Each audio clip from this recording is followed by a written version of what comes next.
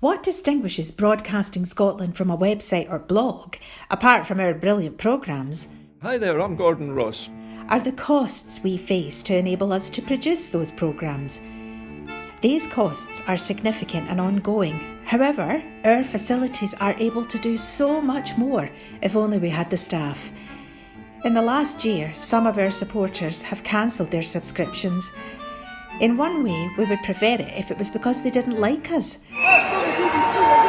rather than it being because of the financial pressures which we are all under because of COVID.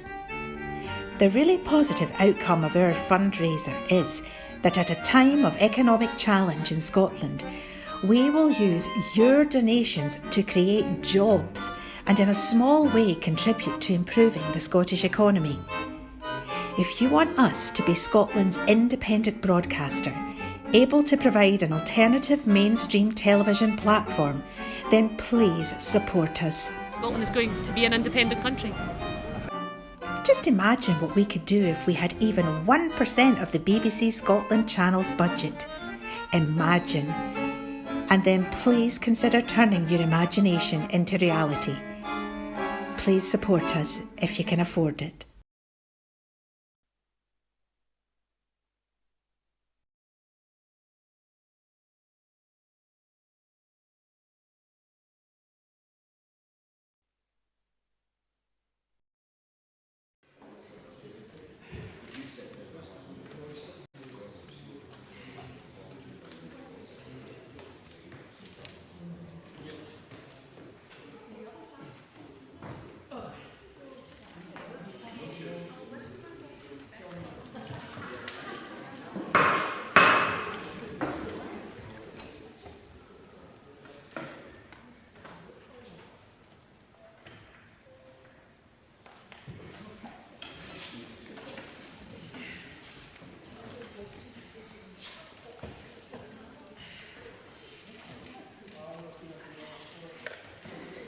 Good afternoon. Can I remind members of the COVID-related measures that are in place and that face coverings should be worn when moving around the Chamber and across the Holyrood campus.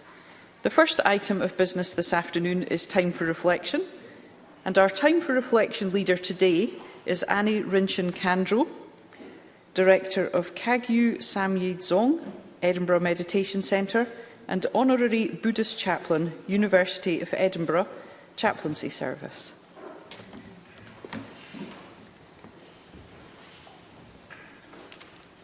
Thank you, and good afternoon, everybody. The very thing we're so short of in these testing times. Time poor is a phrase I think we can probably all relate to as we try to keep up with the ever-increasing pace of life. Events and challenges seem to come at us from all directions, constantly demanding our attention. It becomes difficult to know what to do first. We may start by dealing with whatever's uppermost in our in-tray, then on to the next thing and the next and the next, with barely a moment in between, like the sorcerer's apprentice, constantly mopping up one deluge after another. Hardly a healthy lifestyle. Indeed, we can become so exhausted and stressed out and anxious that some people even turn to drink or drugs to self-medicate in an effort to blot out the noise. It's understandable.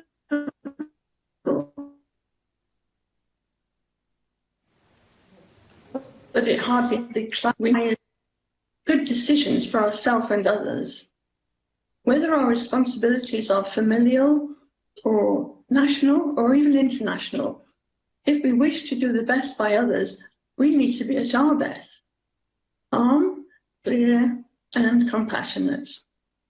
So it really isn't selfish to take time out to rest and be in nature, reflect, meditate. Call it what you will. We wouldn't expect our body to be active 24/7 without respite, yet we seem to ask this of our minds. Isn't it time we gave our minds time to come home, let go of all the busyness, put down the mental baggage of the day, and rest unencumbered, light, peaceful, but aware? By getting to know our mind in its natural state, we are nourished. And to all life forms, and indeed to the planet. Then, when it comes time to act, we can do so with renewed energy, wisdom, and compassion for ourselves and others. I'd like to end with a prayer, a Buddhist prayer of aspiration, which I hope will resonate with you all. May all beings be happy and create the causes of happiness. May we be free from suffering and from creating the causes of suffering. May we find that noble happiness that cannot be tainted by suffering. May we attain universal, impartial compassion, beyond bias to friends or others. Thank you. Thank you. Thank you very much indeed. The next item of business is consideration of Business Motion 1542 in the name of George Adam on behalf of the Parliamentary Bureau on changes to the business programme. Any member who wishes to speak against the motion should press their request to speak button now, and I call on George Adam to move the motion. Thank you very much, Presiding Officer, and formally moved. Thank you, Minister. No member has asked to speak against the motion. Therefore, the question is that motion 1542 be agreed.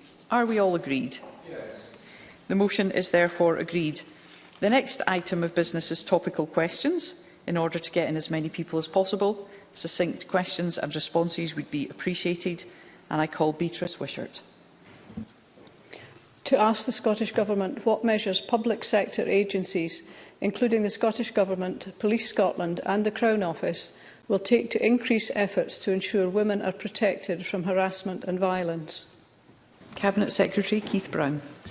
The Scottish Government works very closely with Police Scotland and the Crown Office to tackle all forms of gender-based violence. Our Equally Safe strategy maintains a decisive focus on prevention and addressing systemic gender inequalities.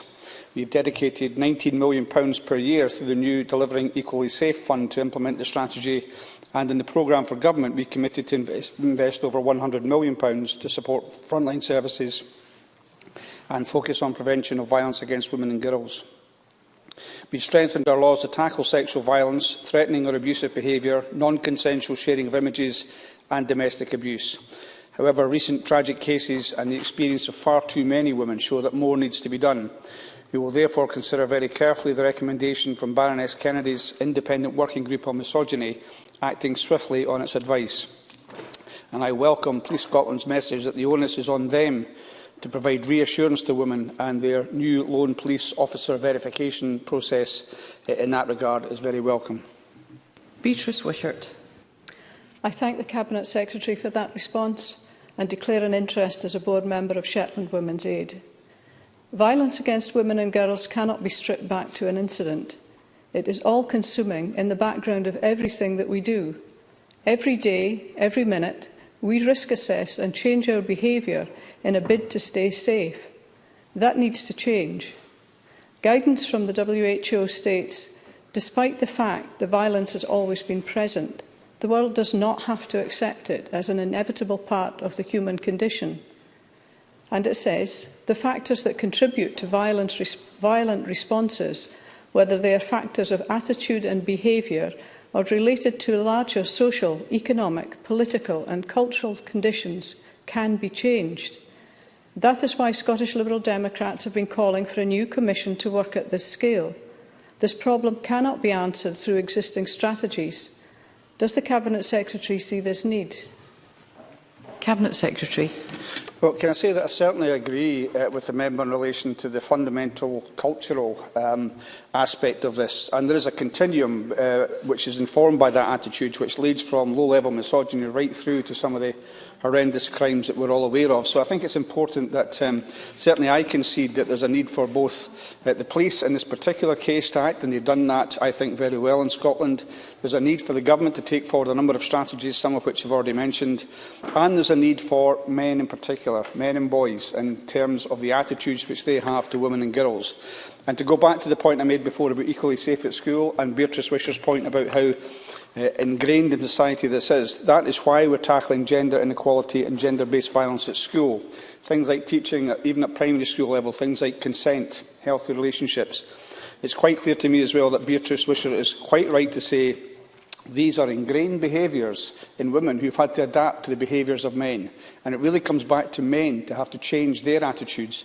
And I think we're doing that both from an early stage at school and through the other strategies that we are taking forward, some of which I've already mentioned.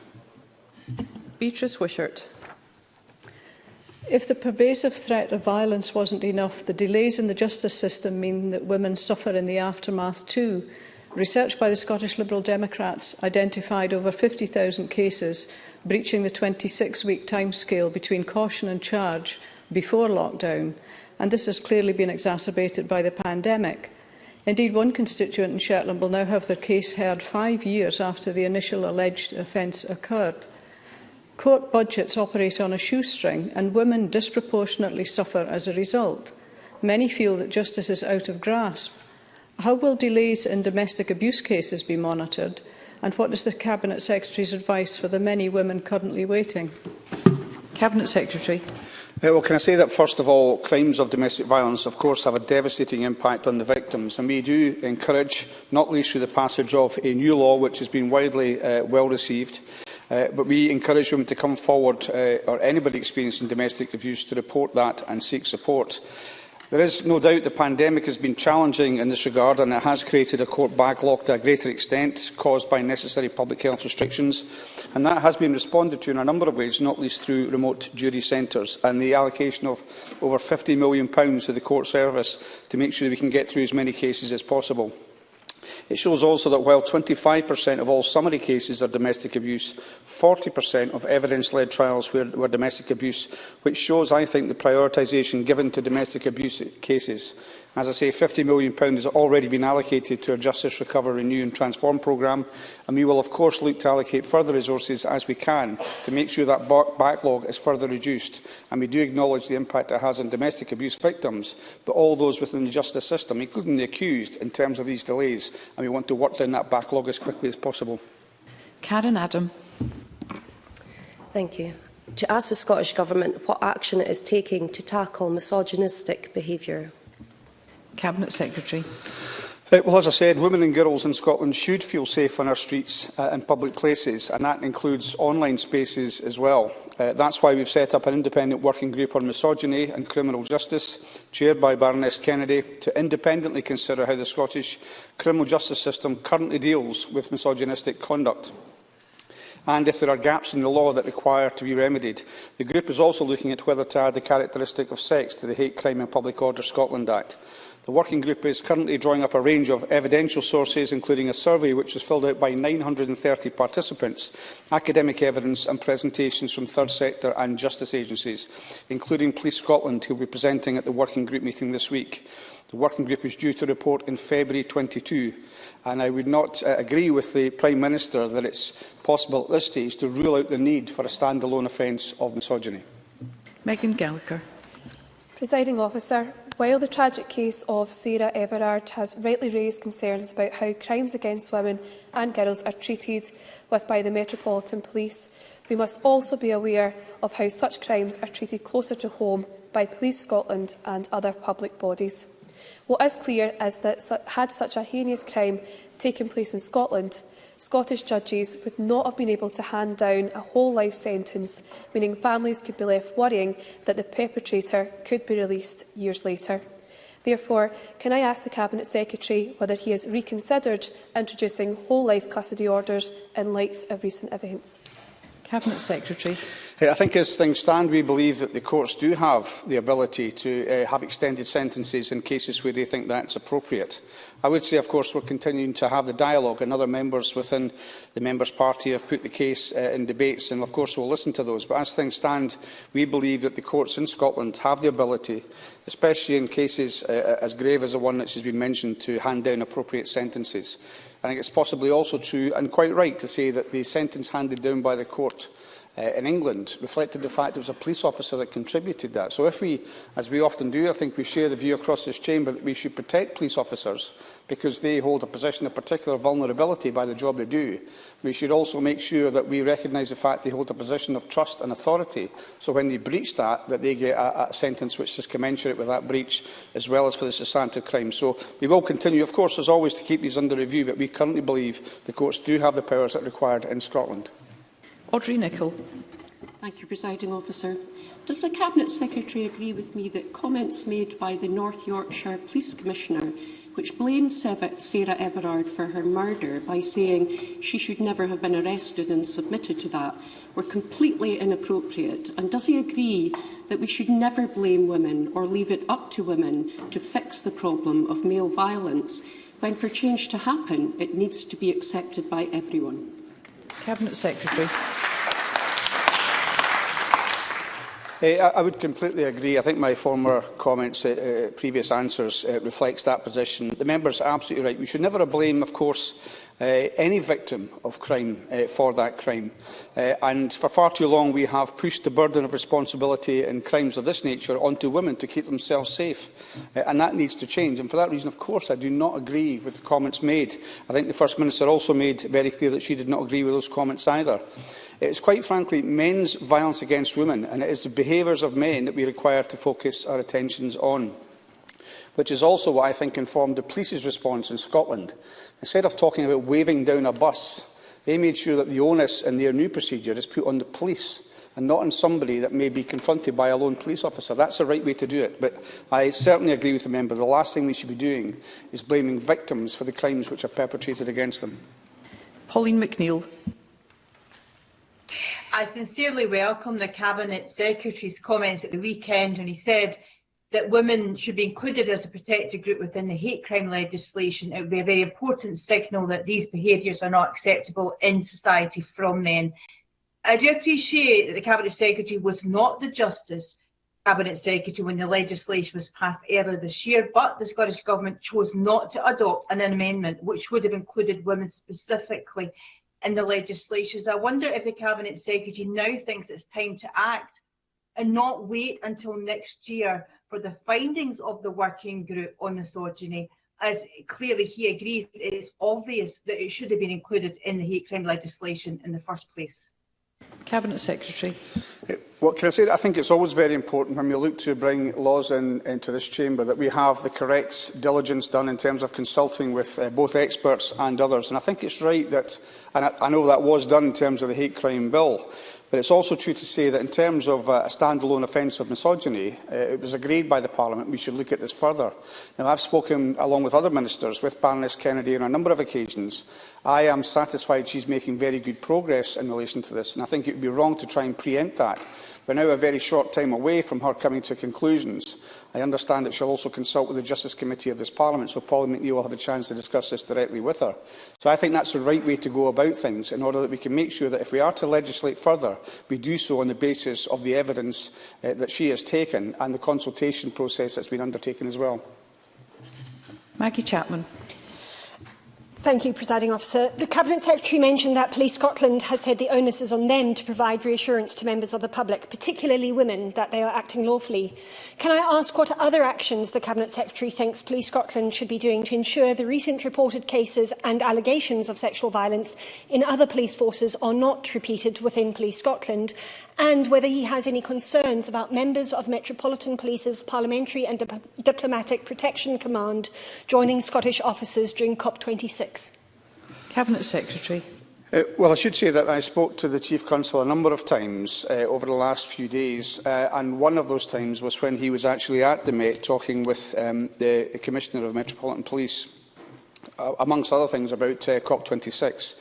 What I can say to provide some reassurance to the member is that the Police Constable has made absolutely clear to the assistance that we will receive from other parts of the UK, that when they come to help out in terms of COP26, they will be under the direction of the Chief Constable and they will be following the procedures that we follow in Scotland. So that should provide some reassurance.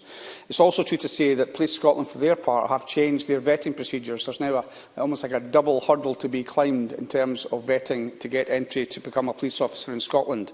But there is more to do, as the member suggests. If you look at the recommendations made by Dame Eilish Angelini, a number of things. For example, the barred list of former police officers that have been taken out of the service for reasons of misconduct. There is more to do in relation to that in Scotland. It's not possible, of course, to rejoin the Police Scotland if you've been barred from Police Scotland. But the possibility that you could join Police Scotland from another force from which you've been barred is something that we are very alive to. So there is more to be done, but there's a great deal being done, not least through the work of Eilish Angelini, some of whose recommendations are currently being taken forward by the police, and in relation to vetting, and in relation to conduct within the police force itself. So I would hope that would provide some reassurance to the member. Thank you. That concludes topical questions. The next item of business is a statement by Nicola Sturgeon on COVID-19 update. The First Minister will take questions at the end of her statement, and so there should be no interventions or interruptions. And I call on Nicola Sturgeon. First Minister. Many thanks, Presiding Officer. I will give a further update today on the latest COVID situation. I will provide an assessment of the current course of the pandemic in Scotland and, in light of that, confirm that there will be no immediate changes this week to the remaining, albeit fairly limited, COVID regulations that remain in force. I'll then give a reminder of the new arrangements for international travel, which took effect yesterday. And finally, I'll provide an update on the implementation of the COVID certification scheme so far, including the progress made in resolving the initial difficulties that many people experienced in accessing the COVID status app at the end of last week. Firstly, though, I'll report on today's statistics. 2,056 positive cases were reported yesterday, 10.3% of tests carried out. 998 people are currently in hospital with COVID, which is 3 fewer than the figure yesterday. And 65 people are receiving intensive care. That's 2 fewer than yesterday. Sadly, though, a further 21 deaths have been reported in the past 24 hours, and that takes the total number of deaths registered under this daily definition to 8,687. And, of course, my condolences yet again go to everyone who has lost a loved one. More positively, the vaccination programme continues apace and it is making good progress. 4,223,719 people have so far received a first dose and 3,849,656 have now had both doses, and of course that means they are fully vaccinated.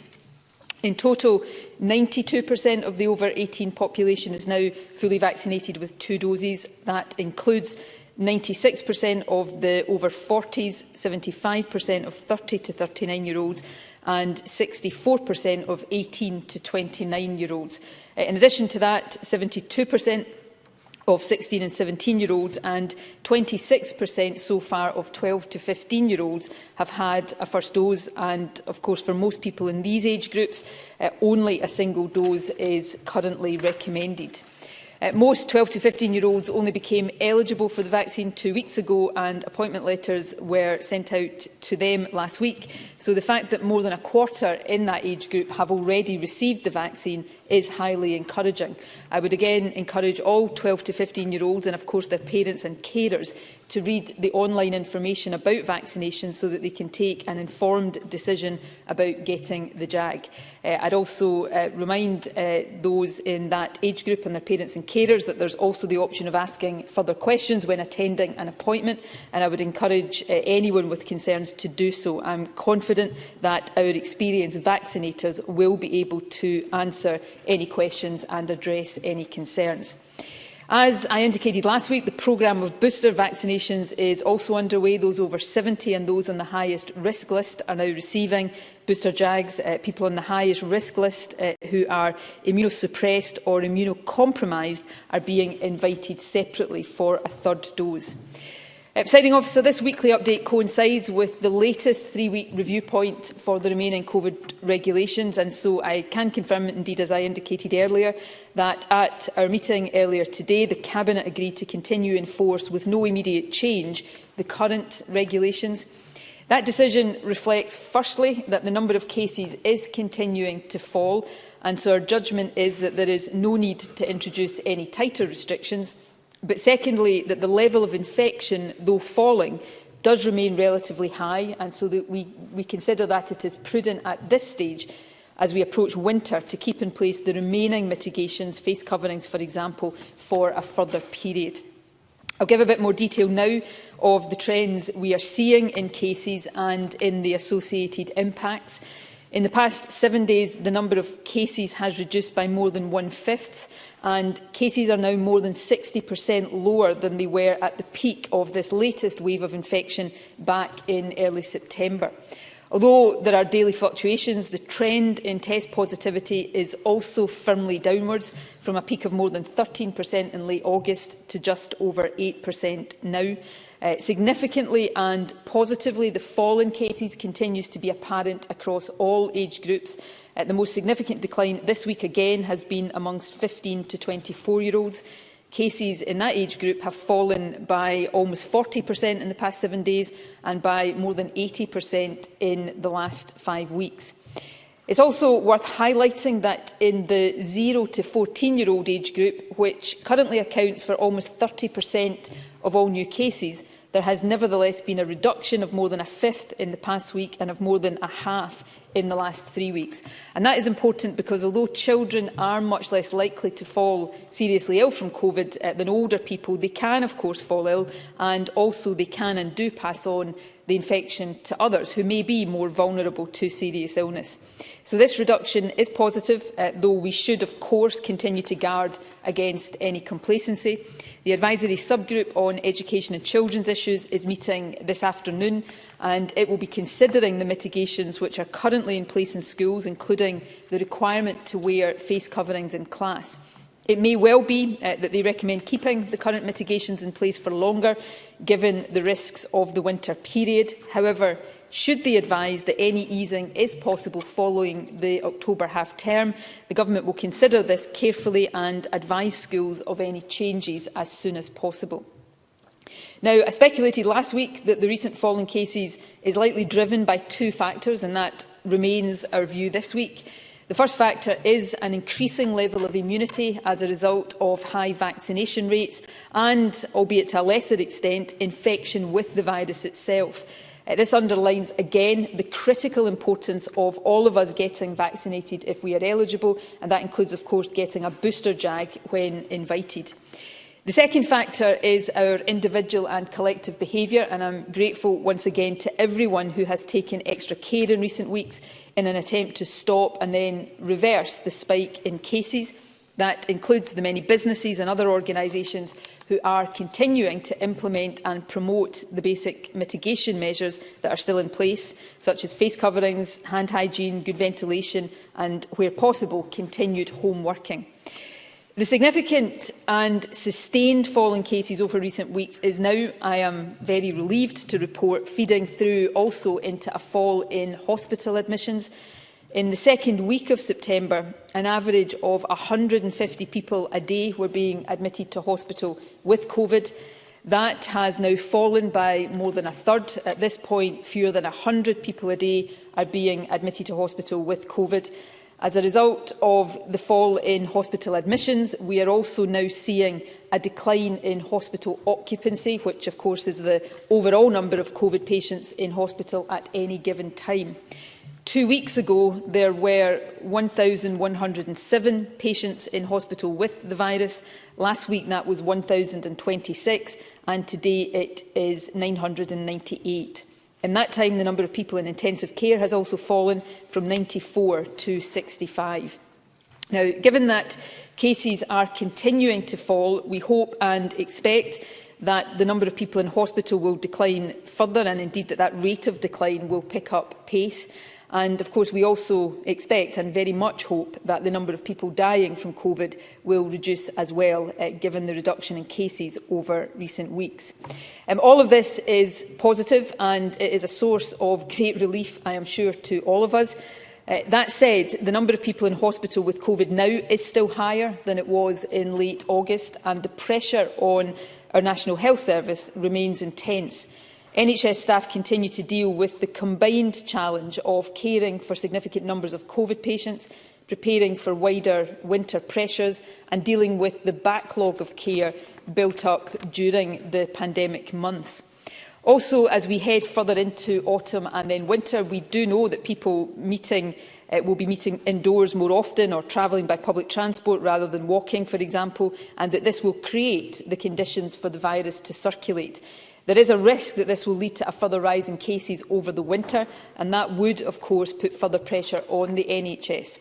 So for all the improvement we have seen and indeed collectively helped to achieve, at least until we are well through the winter, we must remember that the overall position remains fragile and potentially still very challenging.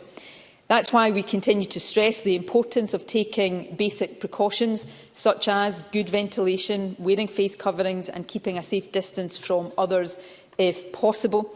In short, it is vital that we all continue to be mindful of the virus and its likely presence around us as we go about our everyday lives. And in light of that, continue to behave in sensible ways that can reduce COVID's ability to spread from person to person. If we all do this, notwithstanding the welcome fact that we are all living lives that are much more normal than was the case this time last year or even earlier this year, but if we all continue to take these sensible precautions, we do stand a much better chance of keeping the number of cases and the associated pressure on the NHS under control, even as winter conditions kick in. Presiding Officer, there are two further issues I want to briefly cover today. Firstly, international travel. Proportionate travel restrictions will, of course, continue to be an important baseline measure to protect against COVID. They help reduce the risk of people coming into Scotland with the virus, but also help us to identify quickly any new variants of the virus. However, just as we have worked hard to get domestic life back to normal as much as possible, so too do we want, in an appropriately careful way, to bring greater normality back to international travel as well.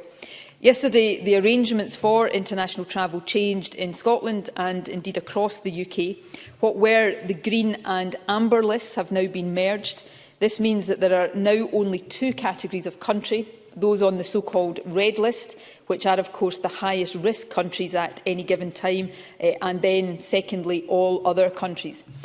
Passengers travelling from countries that are not on the red list and who can show that they have been fully vaccinated or who are under the age of 18 no longer need to provide proof of a negative test result before they travel to Scotland. In addition, 18 countries, which includes Canada, Australia and New Zealand, have now been added to the list of countries whose vaccination programmes are recognised for purposes of travel to the UK. It is important to note, though, that despite the change of position on pre-departure testing, there is still a requirement at this stage for passengers to take a COVID test on the second day after their arrival here. This test must meet very high sensitivity standards, which means that in practice it is likely to be a PCR test. We're working with the UK Government on possible future changes to the position on post-arrival testing, but for now it remains the case that someone arriving in Scotland from outside the UK must take a PCR test or equivalent on day 2 after their arrival here. We will continue to work with the UK Government, the other devolved governments and the travel sector to ensure that the position on international travel is proportionate, that it is helping us guard against new variants and that as far as possible it is consistent across all 4 nations of the UK. The final point, Presiding Officer, I want to cover today is the COVID certification scheme. The scheme came into force as planned at 5 a.m. on Friday, although, as I set out last week, the enforcement provisions will not come into effect until the 18th of October. I'm grateful to all businesses, organisations and individuals who are working to implement the scheme. The app, which we can opt to use to show evidence of our vaccination status, became available for download last Thursday afternoon. I am, of course, well aware that many people found it extremely difficult to use the app initially. In particular, many found that the app was unable to locate their vaccination record from the information that they had provided. This problem was especially acute over Thursday evening and Friday. I know this caused extreme frustration for users who wanted to download the app as quickly as possible, and also for businesses and events organisers who were planning to test their certification arrangements over the weekend, and I apologise for that. The problem was not with the app itself, but with the NHS systems that it links to. Essentially, the high level of demand after the launch of the app, combined with an error in one part of the NHS system, meant that information wasn't being sent quickly enough from the NHS system to the app. This also, for a period, caused problems for those requesting paper copies of vaccination certificates or seeking to download a PDF. However, improvements to remedy the problem were made to the NHS system on Friday evening. Indeed, I can report that the initial backlog of people waiting for their information to be matched had been cleared by Saturday lunchtime. We will, of course, continue to monitor the performance of the app, and we will continue to engage with businesses and sectors subject to the requirement for COVID certification. In relation to football fixtures over the weekend just past, for example, while they had agreed that no fan would be turned away if they were unable to provide evidence of vaccination status, both Hearts and Rangers tested their certification arrangements and managed to check around 20% of their crowds. Scottish Government officials met yesterday with those clubs, together with Aberdeen, Celtic, Hibs and the managers of Hampden, to consider and learn any lessons from those weekend experiences. We're also continuing to engage with the other sectors required to implement certification. Presiding Officer, COVID certification remains, in the Scottish Government's view, a proportionate way of encouraging people to get vaccinated and also of helping large events and nighttime hospitality to keep operating during what will be a potentially very difficult winter. The scheme is now operational. The provisions are in place which require businesses to keep data safe and to use it only for certification. People are now able to access and use the proof required. In addition to getting the app, as many people have now been able to do, it is also possible to download a PDF or order a paper copy of a vaccination record from the NHS Inform website. And these will continue to be options for anyone who is not willing or able to use the app. As indicated last week, the first 2 weeks of the scheme will be a grace period in relation to enforcement, while businesses and users become accustomed to the new rules. However, during this period, we expect businesses to implement and test their approach to certification and to prepare their compliance plans so that they are fully prepared by 18th October. At that point, the regulations will become enforceable by local authority officers. These officers, as has been the case throughout the pandemic, will use what is called the 4 E's approach. They will engage, explain, encourage, and only then, if those options are exhausted, will they enforce. In fact, their engagement work has already started. The Scottish Government also will continue to engage in the days and weeks ahead with businesses who are subject to the certification scheme, and I remain grateful to them for everything they are doing to help ensure that it works effectively. The final point I want to make is addressed to individuals rather than to businesses. There will be many of us who, at some point in the coming months, will want to attend a concert or go to a big football or rugby match or visit a nightclub or other late-night venue. So I would encourage everyone to get a copy of their vaccination record as soon as they can, either through the app or by getting the PDF or a paper copy from NHS Inform. I know that the early experience of the app was not a good one, but it works now well, and the alternative options continue to be available too. Presiding Officer, in conclusion, overall the position we are in now is much better than we had feared it might be at this time last month. Cases have more than halved in the last 4 weeks, and the number of people in hospital and intensive care is also now starting to decline. The efforts that have been made by so many over the past month in particular to step up compliance with mitigations and to drive up vaccination rates do seem to be working. However, as we head into autumn and then winter, we have no room for complacency. Cases are still high. Hundreds of people each week are still being admitted to hospital with COVID, and of course the NHS is still under pressure. So we must seek to maintain the progress of the past few weeks, and of course all of us have a part to play in doing that. So I'll close as usual with a reminder of the three things that we can all do to help protect each other. First, please do get vaccinated if you're eligible and you haven't done so yet. That remains the most important thing anybody can do. Second, please test regularly with lateral flow devices. These can be ordered through the NHS Inform website or collected from a local test site or pharmacy. If you test positive or are identified as a close contact or have symptoms, please self-isolate and book a PCR test. And third, please comply with the mitigations that are still in place for now. Wear face coverings in indoor public places, shops, public transport and moving about in hospitality settings. Wash hands and surfaces thoroughly and regularly. Meet outdoors if you can, although we all know that's getting increasingly difficult. So when you do meet indoors, open windows if you can and try to keep a safe distance from people in other households. All of these precautions do still really matter. We can see that in the data being reported each day right now. They'll help protect you, protect other people, and crucially they will also help to protect our National Health Service. So I would ask everybody to stick with it and let's get cases down even further. Thank you. The First Minister will now take questions on the issues raised in her statement. I intend to allow around 40 minutes for questions, after which we'll move on to the next item of business, and I'd be grateful if members who wish to ask a question could press their request to speak buttons now, and I call Douglas Ross. Thank you very much, Presiding Officer. And I'd like to start on a positive. It is really encouraging to see case numbers, hospital admissions and intensive care admissions falling. But this positive direction of travel that we're seeing and the First Minister has announced in her statement raises even more questions about the justification for the SNP's vaccine passport scheme, a scheme that has been in utter shambles from day one. The app was delayed and only came into force less than 12 hours before the scheme began. It was instantly a disaster. People couldn't find the app. They couldn't get the app to open. There were issues with facial recognition. Even when people completed all of... Well, the Transport Minister is waving the app from the back of the chamber. Others tried to do this on Thursday and they were embarrassed a few hours later with the chaotic scenes we saw.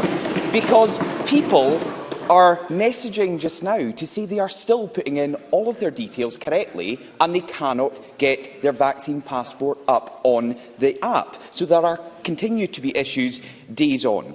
There was no public information campaign. Businesses had absolutely no idea what they were supposed to do. Then we had the farcical scenes as one club after another across Scotland came out to say they wouldn't refuse fans entry because so many spectators had had problems with this scheme. What an avoidable own goal this was, First Minister. But in her statement today, what does the First Minister say? The scheme came into force as planned. So it turns out Nicola Sturgeon planned for this chaos. She planned for hundreds of thousands of people to try to download an app and failed. She planned for Scottish football clubs to ignore it. She planned for businesses to be up in arms. She planned for a scheme that was a shambles on day one. And it seems that the government didn't foresee the high demand over an app, that they wanted everyone who goes to gigs, everyone who goes to football, everyone who goes to nightclubs to download. Did they really not foresee the demand? And as the First Minister's statement just about acknowledges, it wasn't just about demand. There was an error with their system. Now she talks of a new approach, the 4 E's. First Minister, we don't need 4 E's to describe this scheme. We only need one: embarrassment. A complete and utter embarrassment. So can the First Minister tell us, when the Scottish Government paid £600,000 of taxpayers' money to a Danish app developer, how many people were expected to try and download the app? Can the First Minister tell us how many people tried and failed to download the app? And to return to the same question I asked just hours before the scheme went live last week, will the First Minister now accept that the scheme wasn't ready to be launched and should have been delayed? And is it about time she listened to businesses and scrapped it altogether? First Minister. Before I address all of the points that Douglas Ross has made, can I just pick up on one? If Douglas Ross thinks that 4 E's is a new approach, then the only question that begs is where has he been for the past 18 months? That's the approach the police, environmental health officers have been using day in and day out around all of the regulations that have been in place. So perhaps Douglas Ross might just want to reflect a little bit on that in future before he poses his questions. Let me take the substantive points, though. It is the case that we now have an extremely positive trend in terms of cases and all of the associated impacts that flow from COVID cases, hospital admissions, occupancy, intensive care, and hopefully we will start to see a reduction in the number of people dying. That is really positive. When I was standing here a month, even 3 weeks ago, I would not have been entirely confident that that is the position we are in. And I understand that people will look at that and say, well, why do we need any mitigations or any restrictions to try to keep cases under control? So it's not an illegitimate question, but the answer is very clear. We do not know, no country does, what pressure we are going to be under over this coming winter from COVID. This is not the first winter we've lived through this pandemic, but it is the first winter where we will have COVID circulating and no lockdown restrictions in place in terms of our everyday lives. So it is prudent, in my view. I wish it wasn't necessary, but it is prudent to have in place proportionate steps so that we have the best possible chance of keeping cases under control, so that we don't have a health impact or people losing their lives or more pressure on the National Health Service, but also at the same time keeping our economy fully open and trading. That's why we're asking people to continue to wear face coverings, to do all of these other basic things that are really tedious for everybody but still important. And it is also why we consider, and we are far from the only country in this position, that COVID certification has a part to play. And that's why we think it is important to have this in place over these winter months. Now, the app didn't work as we intended it to do last week. There is no point me trying to say anything differently. I've tried to set out here as clearly as possible the technical reasons for that. It is deeply regrettable, but action was taken to resolve the issue. The issue in essence was the linkage between the app and the NHS systems. That action has been taken to address and resolve that. We will, when we are in a position to, we will publish data around the app, the downloads, those successfully downloading the QR codes. But I can say, in terms of the position, this is a figure, and we rely on Google and Apple, of course, for some of the download information. But as of midnight on the 3rd of October, almost 380,000 people had downloaded the app. So we will continue to monitor that, and we will continue to publish information as we are in a position to do that robustly. And we will continue to make sure that we have these proportionate mitigations in place, because, Presiding Officer, if we don't, and I reflect again on a point I think I made last week, that if I cast my mind back to these statements, going back probably months now, almost every mitigation that we've put forward to try to keep cases under control has been opposed by Douglas Ross and the Conservatives. We are not in a position of being able to do nothing in the face of this virus over the winter. So what we seek to do is the most proportionate things possible, and that is the action we will continue to take. Anna Sarwar. President, can I start by sending my condolences to all those that have lost a loved one to COVID. The Government's vaccine passport rollout is a complete shambles. Not my words, the words of those left to implement this chaotic scheme. Mike Grieve of the Nighttime Industry Association's words: nobody knows what is going on, confusion reigns, and we're stuck with trying to enforce this on the streets. His venue at the weekend was full to a capacity of 410, but only 6 people attending had the new vaccine app.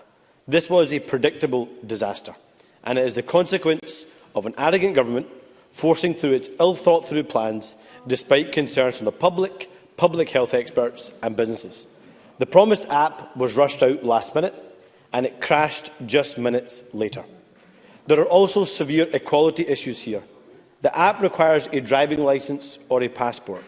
Almost a third of Scots adults don't have a driving licence. Over 20% don't have a passport. And that figure is likely to be higher in the very communities that have higher levels of vaccine hesitancy. Not to mention the issues with digital exclusion, because you still need to go online to get the PDF. And now we discover that when thousands of people descend on Glasgow for COP26, they won't require a vaccine passport to attend. They will need to provide proof of a negative lateral flow test instead. First Minister, you are making this up as you go along. So will you either change or ditch this system? Finally, we all want to increase vaccine uptake. That should be the focus. So we should be making it easier for people to get the vaccine. So does the First Minister agree we should be opening more drop-in centres, more mobile centres, not closing them or reducing their hours? First Minister. As more and more people are vaccinated, of course health boards will change the configuration of the facilities they have available, but we will continue to ensure that the facilities are available across the country to allow access as easy access as possible for vaccination.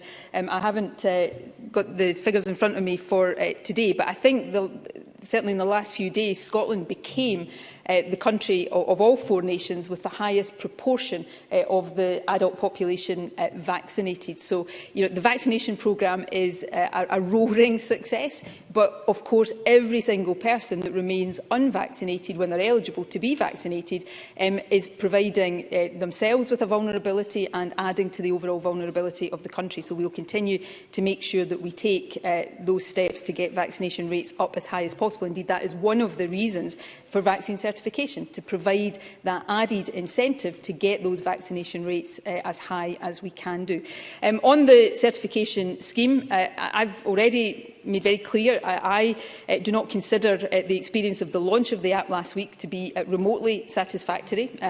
We have taken action to resolve the initial problems. The app is working well. We will continue to monitor it. But on the issues of equity, and before I come on to that, the reason why we decided to leave a 2-week gap between the legal requirement coming into force as planned at 5 AM on Friday and enforcement is to give the ability for individuals and businesses to test arrangements and get used to these rules. But on the equity issues, these are issues we've taken extremely seriously. But the reason why it is possible, if you don't want to use the app, as some people will not want to use an app, or if you are unable to use an app, if you are one of the people in the country who doesn't have a passport or a driving licence, that is why, as alternatives to the app, you can request a paper copy or download a PDF. So it's important that we continue to have those alternatives in place, and they will be in place for anybody who needs them. And finally, Presiding Officer, on COP26, we of course are working with the UK Government, with the United Nations, in terms of the overall mitigations in place around COP26, and there are arrangements around testing and other mitigations that those attending COP will be required to comply with. And these are arrangements in which we are cooperating with others. And I know all of us, for all sorts of reasons, want COP26 to be a success. Alex Cole-Hamilton. Thank you very much, Presiding Officer. I heard the First Minister tell Douglas Ross that many other countries are adopting vaccine certification, but Scotland, we learned last week, is the only country in the whole of Europe to do so in isolation without the alternative of a lateral flow test verification. Presiding Officer, the Information Commissioner said last week that trust is key to the success of vaccine certification, and that people should be able to, and I quote, enjoy a night out without wondering if their data is at risk. Well, what little confidence existed crumbled on Thursday night. The launch was shambolic. Thousands of attempts to access COVID ID cards hit the buffers. Now, I warned that the government's IT system would not be up to the job when the First Minister first unveiled this. The government has had a litany of tech problems during and before the crisis. Once again, it cannot even get the very basics right. So is the First Minister confident that this scheme does enjoy public trust? And is there finally clear and practical guidance to support venues required to carry out these checks in accordance with the Information Commissioner's ruling? First Minister. Well, we have guidance in place for the sectors that are required to do COVID certification. As I said last week, as I said again today, The reason we have left the 2-week gap between the introduction of the scheme and the enforcement provisions coming into force is to allow that testing and for that guidance to be properly applied and understood by the businesses requiring to undertake that. In terms of public confidence, I accept the point that Alec Cole-Hamilton is made, which is why the early experience of the app was deeply regrettable, but also why it was important that we quickly rectified that and continue to take steps to ensure that we monitor and rectify any issues that arise.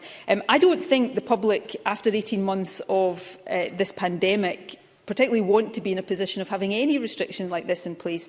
But equally, I think, and certainly is my view from the interactions I have with people, is that there is a pragmatic understanding on the part of the majority of the public that we can't simply bury our heads in the sand over this virus as we go into winter, that if we want to live as normally as possible while keeping the virus under control, then there are some compromises we have to accept. And I think most people, in my experience, accept that COVID certification. I noticed on some of the media coverage on Thursday into Friday, actually the interviews and the vox pops that were being done were actually very pragmatic about the acceptance of showing vaccination status as, I suppose, an alternative to some of the more restrictive options. None of this is a position any of us want to be in. I wish, possibly more than most in this chamber, I wish we could just wash our hands of this virus and stop having to consider any of this, or stop having to deal with some of the headaches and the teething problems around the things that we have to introduce. We're doing this to try to get ourselves through a winter with COVID kept under control and the economy and our lives operating as normally as possible. Is that easy every single day for anybody? No, it's not, but I'm afraid it is essential while this virus continues to circulate as it is. I call John Mason to be followed by Murdo Fraser. Thank you very much. The furlough scheme has helped us through COVID, and yet COVID continues and the furlough scheme has stopped. Can the First Minister give her impression as to how this is going to impact on Scottish workers?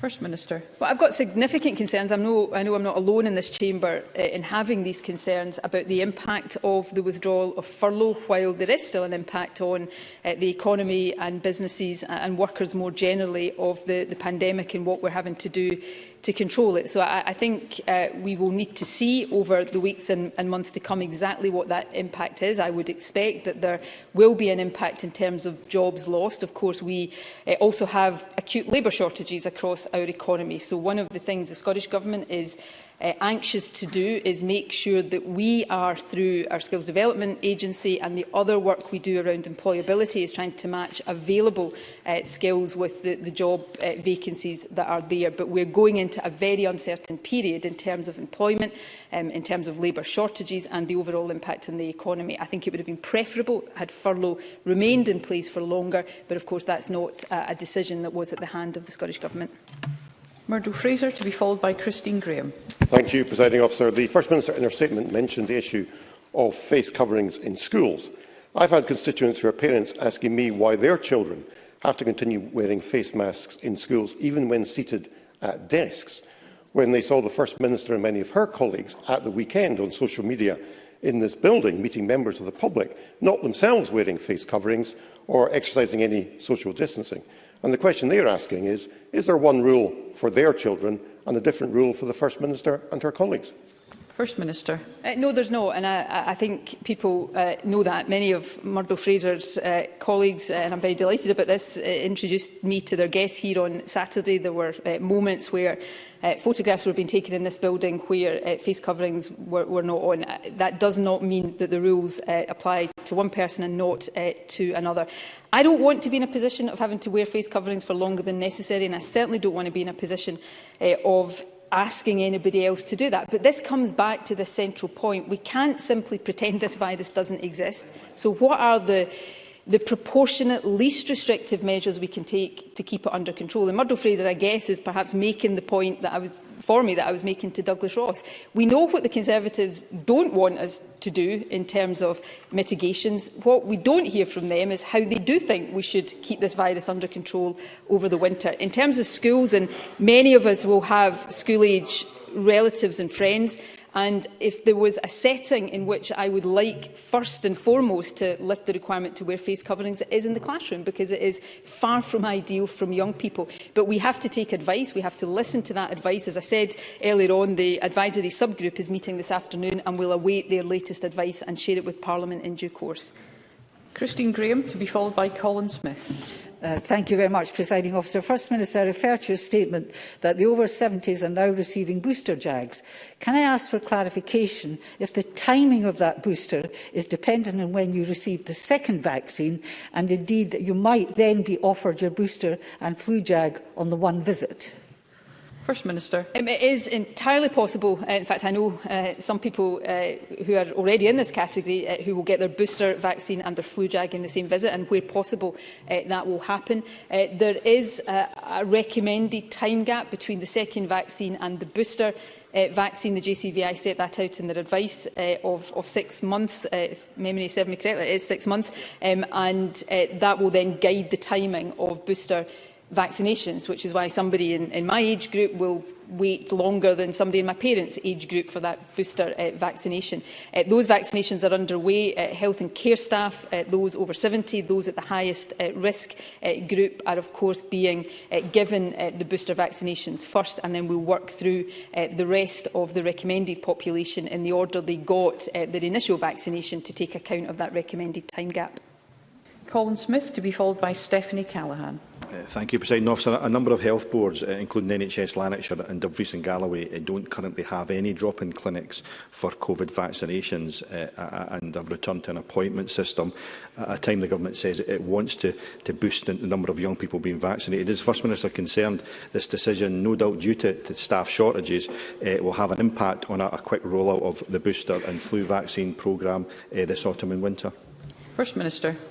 Again, these are important issues. I would want to stress, though, that decisions that individual health boards are taking about the best way to deliver vaccinations as we get to the very high uptake levels that we're seeing now are not driven by staff shortages. They're driven by considerations of the most effective use of resources. So when we are at a point, as we are in many age groups, where there are relatively small numbers of people who are not yet vaccinated, drop-in clinics open all day may not be the most effective way to reach those people. Offering appointments are more effective. In bigger health board areas, that will be a different consideration. So this is simply about recognising the progress that has been made, the state of the situation right now, and how health boards are best placed to reach those who are not yet vaccinated.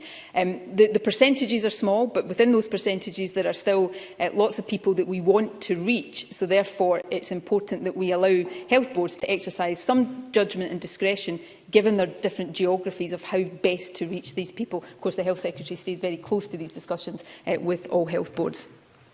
Stephanie Callaghan, to be followed by Rachel Hamilton. Thank you, Presiding Officer. To ask the First Minister what data the Scottish Government holds on the levels of public compliance with the mandatory wearing of face coverings in indoor public places and on public transport. First Minister. Well, we carry out regular surveys of public opinion, and in terms of the most recent surveys, which I think take us up to towards the end of September, I think over 80% of respondents agreed that wearing a face covering was either very or fairly important, and over 90% said that they were wearing face coverings when required to do so very or fairly well. So I think that illustrates the point that while I'm sure if you asked people to say whether they liked wearing face coverings or not, the numbers would be much, much lower. But I think there's a very pragmatic acceptance on the part of the public that certain mitigations are still required if we're to get through this next, hopefully final phase of the pandemic over the winter, and I think those numbers on face coverings demonstrate that. Rachel Hamilton, to be followed by Fulton McGregor. Presiding Officer, my constituent recently wished to travel to Germany to see her family. However, she was unable to get a COVID passport and feels discriminated. Can the First Minister give the Chamber a progress update on the steps it is taken to improve transfer of international and cross-border data to enable people like my constituent, who received one vaccine in England and one vaccine in Scotland, to obtain proof of their vaccination status and access a vaccine passport? First Minister. I'm happy to write to the member and put more details of this in Spice in order to keep my answers as brief as possible. In terms of the interoperability between England and Scotland, those issues have been addressed. We continue to add other countries. People from other countries can get proof of vaccination in their own country for use here. Obviously, I don't know the circumstances in which the member's constituent was unable to get a COVID passport, but if you want to pass those details to me, I'm happy to have that looked into.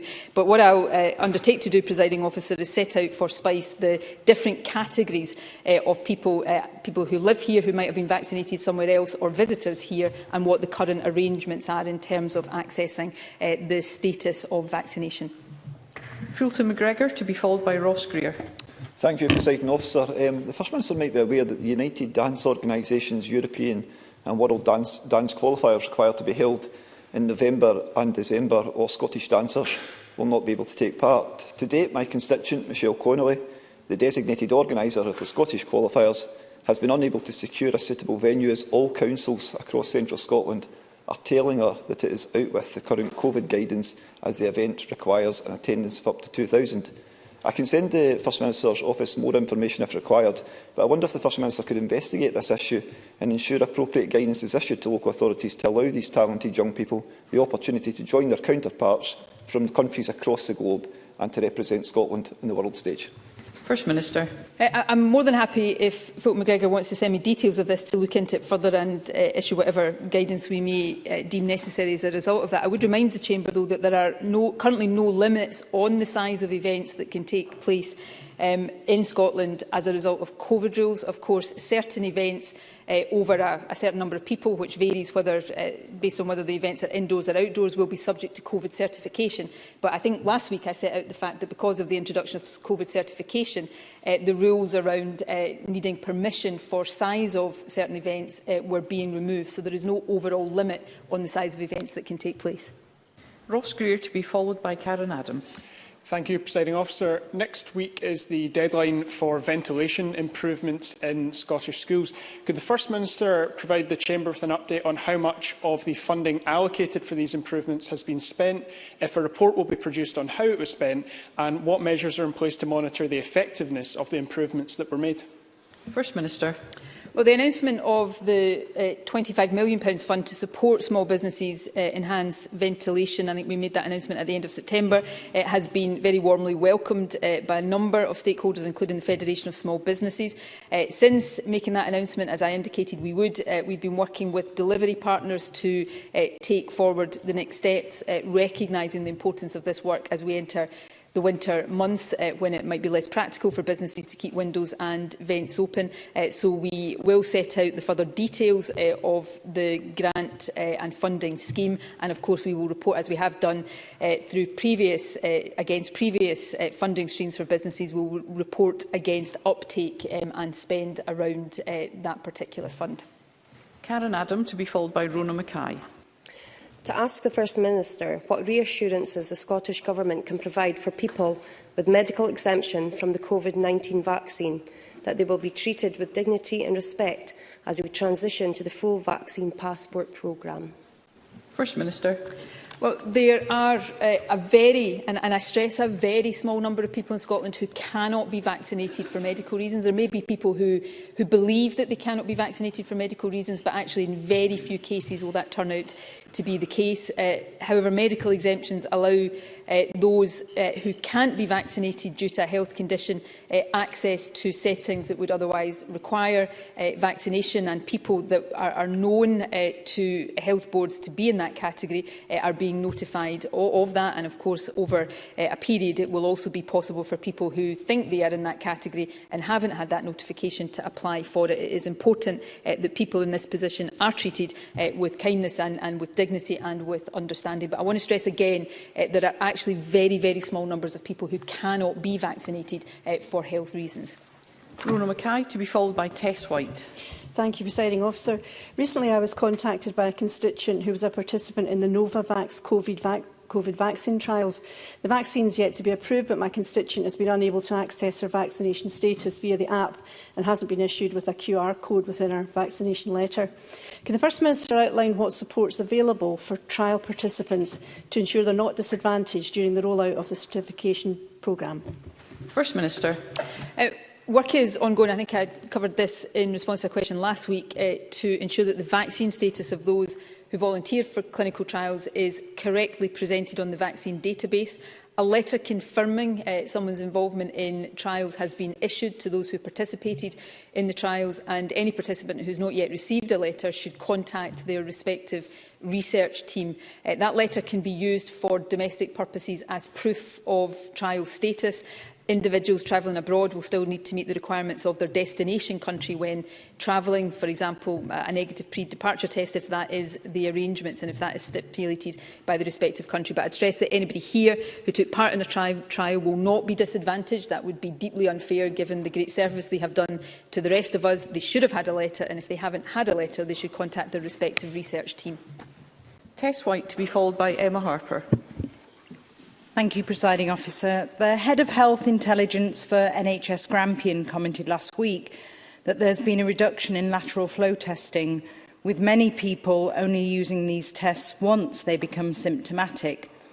What action is the Scottish Government taking to ensure the public is aware of the clinical guidance on lateral flow tests and to encourage its uptake? First Minister. Well, we are taking a range of steps and have been for some time now to encourage people to use lateral flow devices, to ideally use them twice a week. There are particular groups that we give particular advice to, pupils and staff in secondary schools, for example. Every time I stand here, I remind people about the importance of using lateral flow devices. The importance of LFD testing has featured in a lot of our marketing and advertising campaign around COVID, and so we'll continue to encourage people.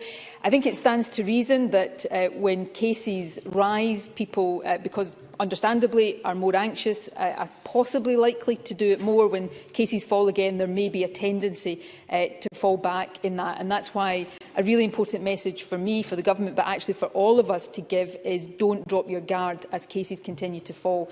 It's still important that we do all of these things to stop them rising again, and testing yourself with LFD devices is one important way of doing that.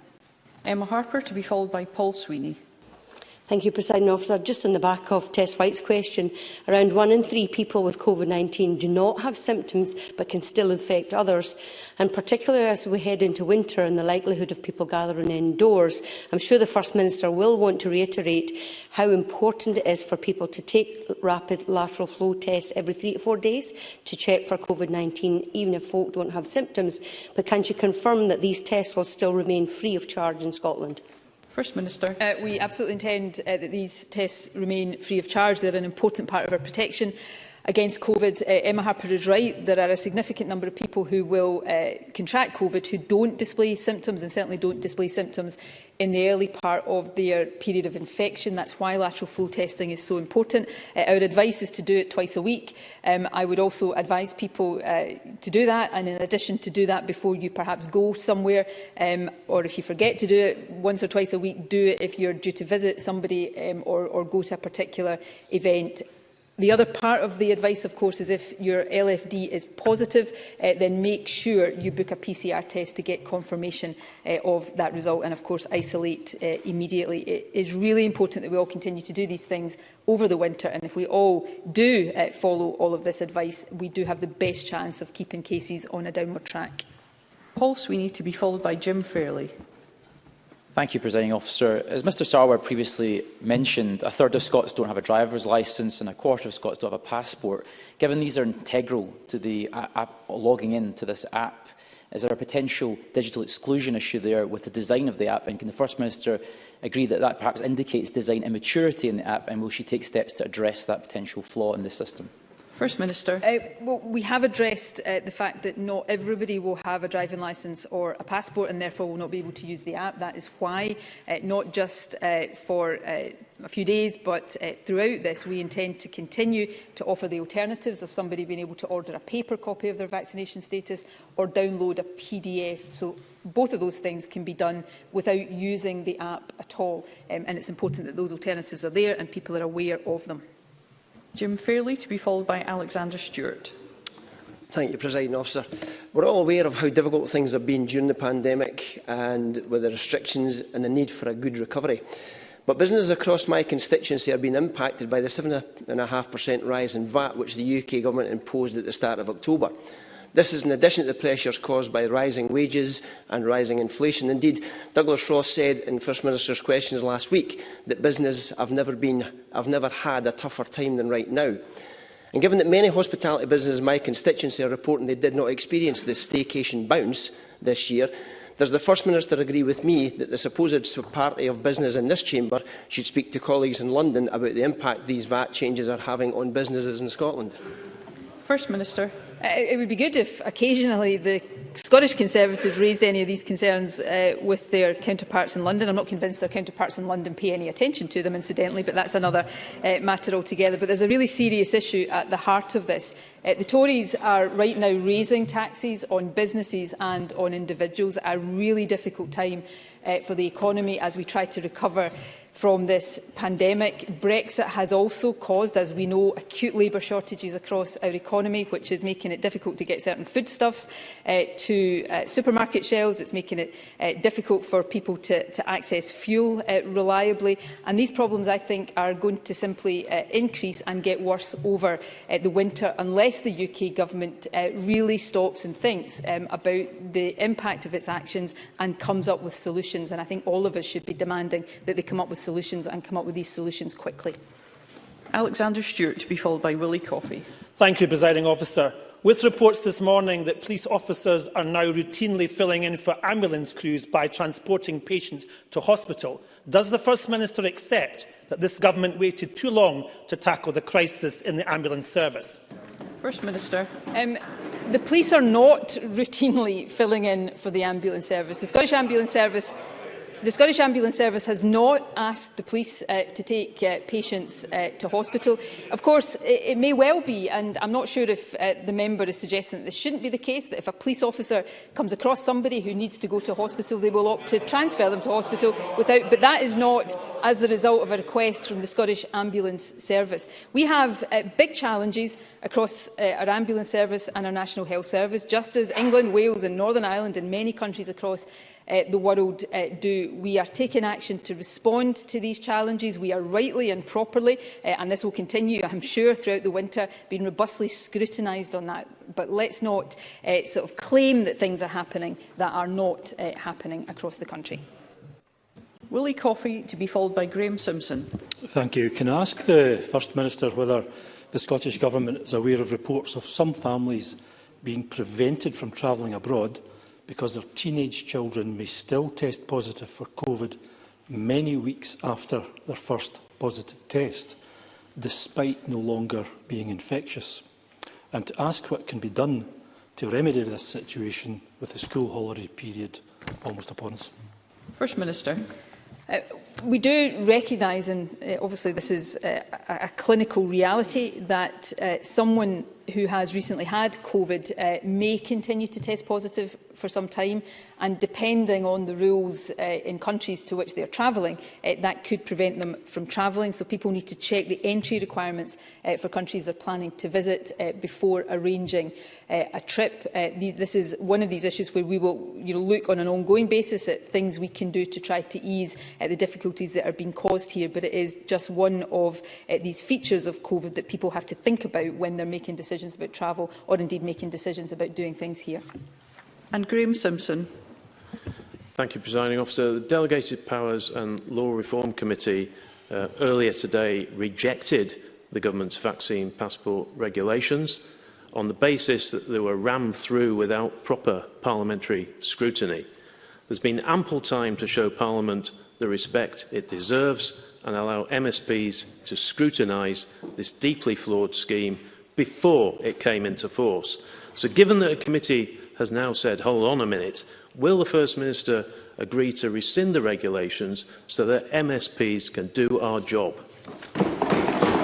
First Minister. Well, no, I won't agree to do that. I'll agree to follow the process that is actually in place for this eventuality. I'm sure the member knows, I'm absolutely convinced he knows, that in these circumstances what has to happen is that within 28 days the regulations have to come for a decision of the whole Parliament. So that is what will happen, and I'm sure all MSPs of all parties will fully and properly do their jobs. Thank you. That concludes the First Minister's statement. COVID-19 update. There will be a short suspension before we move on to the next item of business.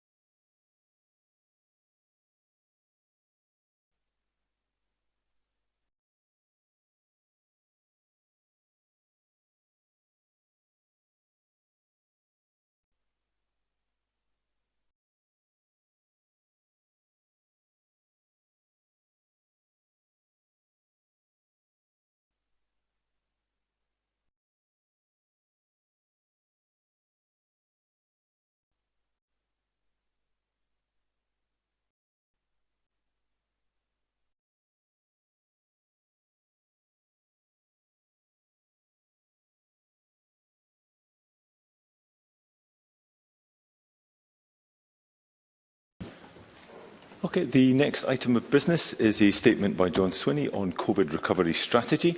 The Cabinet Secretary will take questions at the end of his statement, and there should be therefore no interruptions or interventions. And I call on the Cabinet Secretary for a statement for about 10 minutes, please. So the coronavirus pandemic has had an enormous impact on the everyday lives of the people of Scotland. As a nation, we came together to fight the pandemic. We made sacrifices to protect ourselves, to protect each other, and to protect the National Health Service. The virus and the measures that we took to fight it changed every area of life, the way we work, socialise and do business. The action we took and the success of the vaccination programme in mitigating some of the most serious harms of the virus means that we have been able since the summer to lift almost all of the restrictions we were living under. While important protections remain in place and some new ones like vaccine certification have been introduced, life is beginning to feel a lot more normal. For many of us, that is a good thing, but not for all of us. The pandemic highlighted the inequalities in our society, those who could work from home and those who could not, those for whom COVID was a mild illness and those for whom it was life-changing or life-ending. While the past 18 months have not been easy for anyone, there are many for whom it has been much, much harder, in particular for people already coping with disadvantage. They were more likely to get seriously ill, to be hospitalised and sadly die from COVID.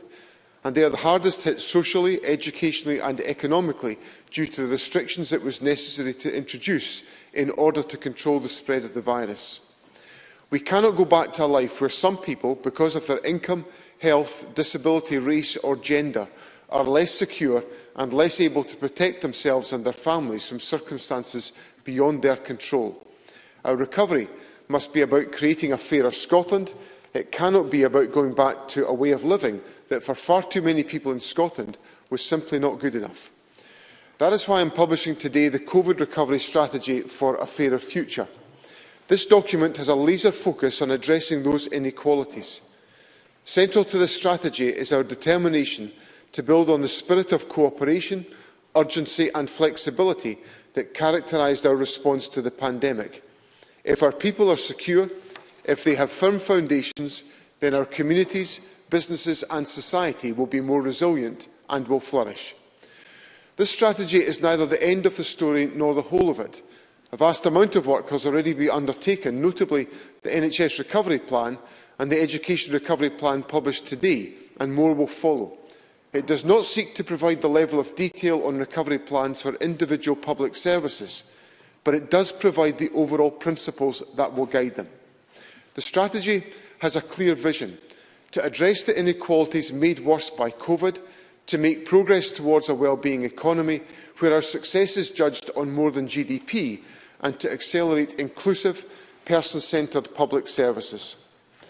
Throughout the pandemic and during the preparation of this strategy, the Government has been speaking to people in Scotland about what sort of recovery they want to see.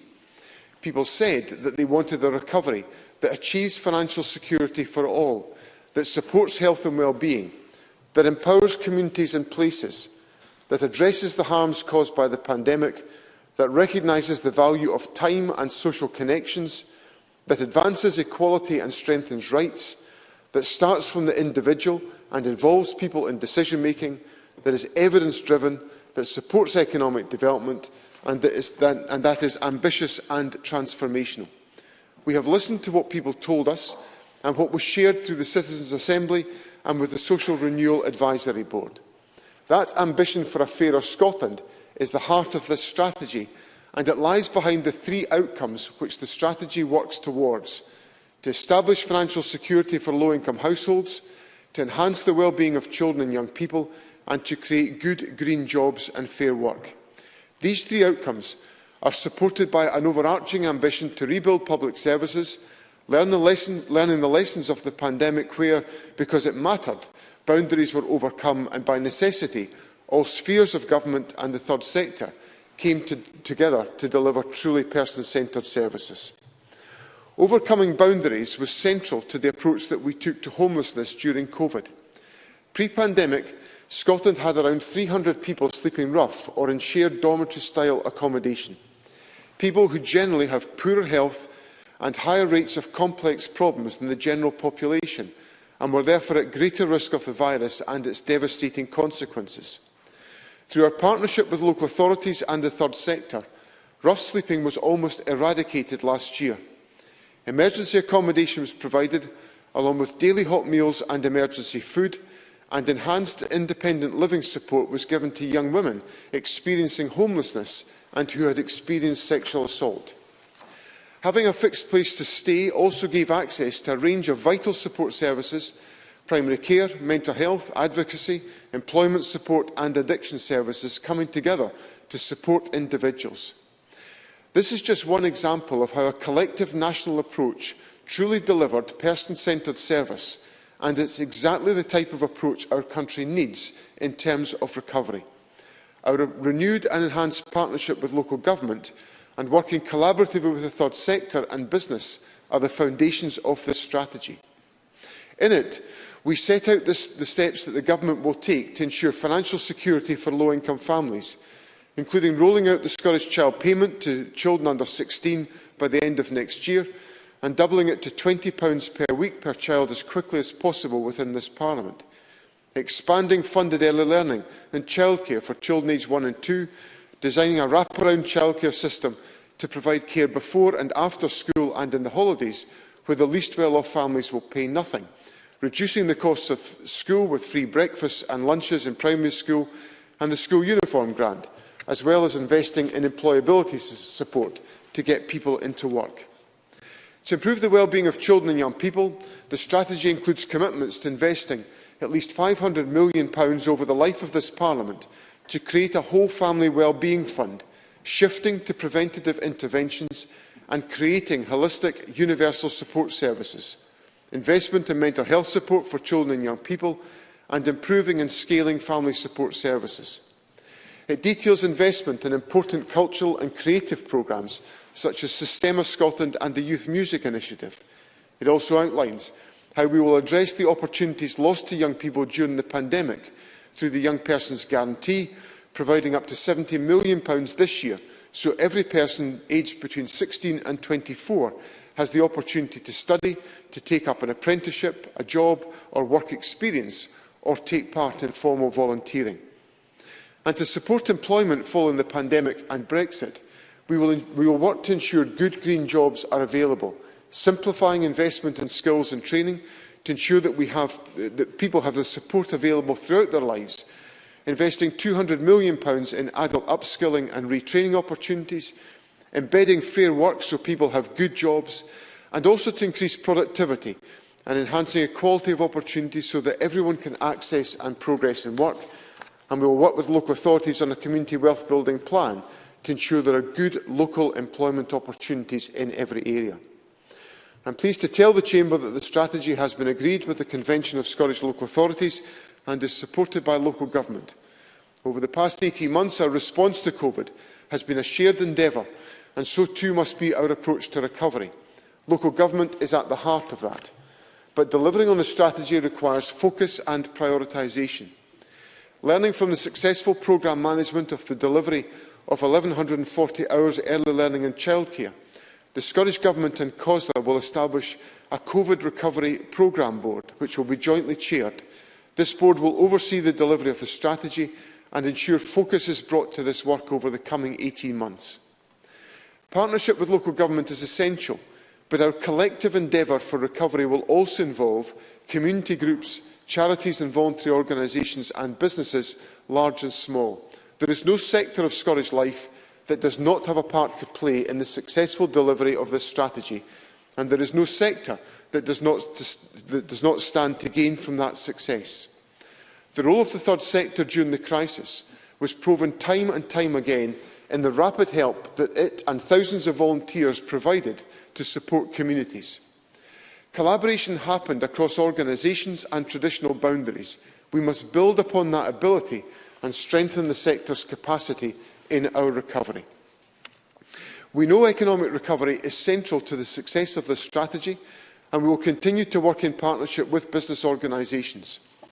We are urgently working with them to better understand the challenges being faced as a result of the labour market shortages, and to develop a working with business action plan which will focus on employability, skills and fair work to identify the actions that are necessary to mitigate the impact of labour shortages. Later this year, we will publish a new 10-year national strategy for economic transformation, setting out plans for strengthening Scotland's economy. Today, Presiding Officer, the Government has published a strategy that sets out what we as a Government will do to ensure recovery from COVID in Scotland.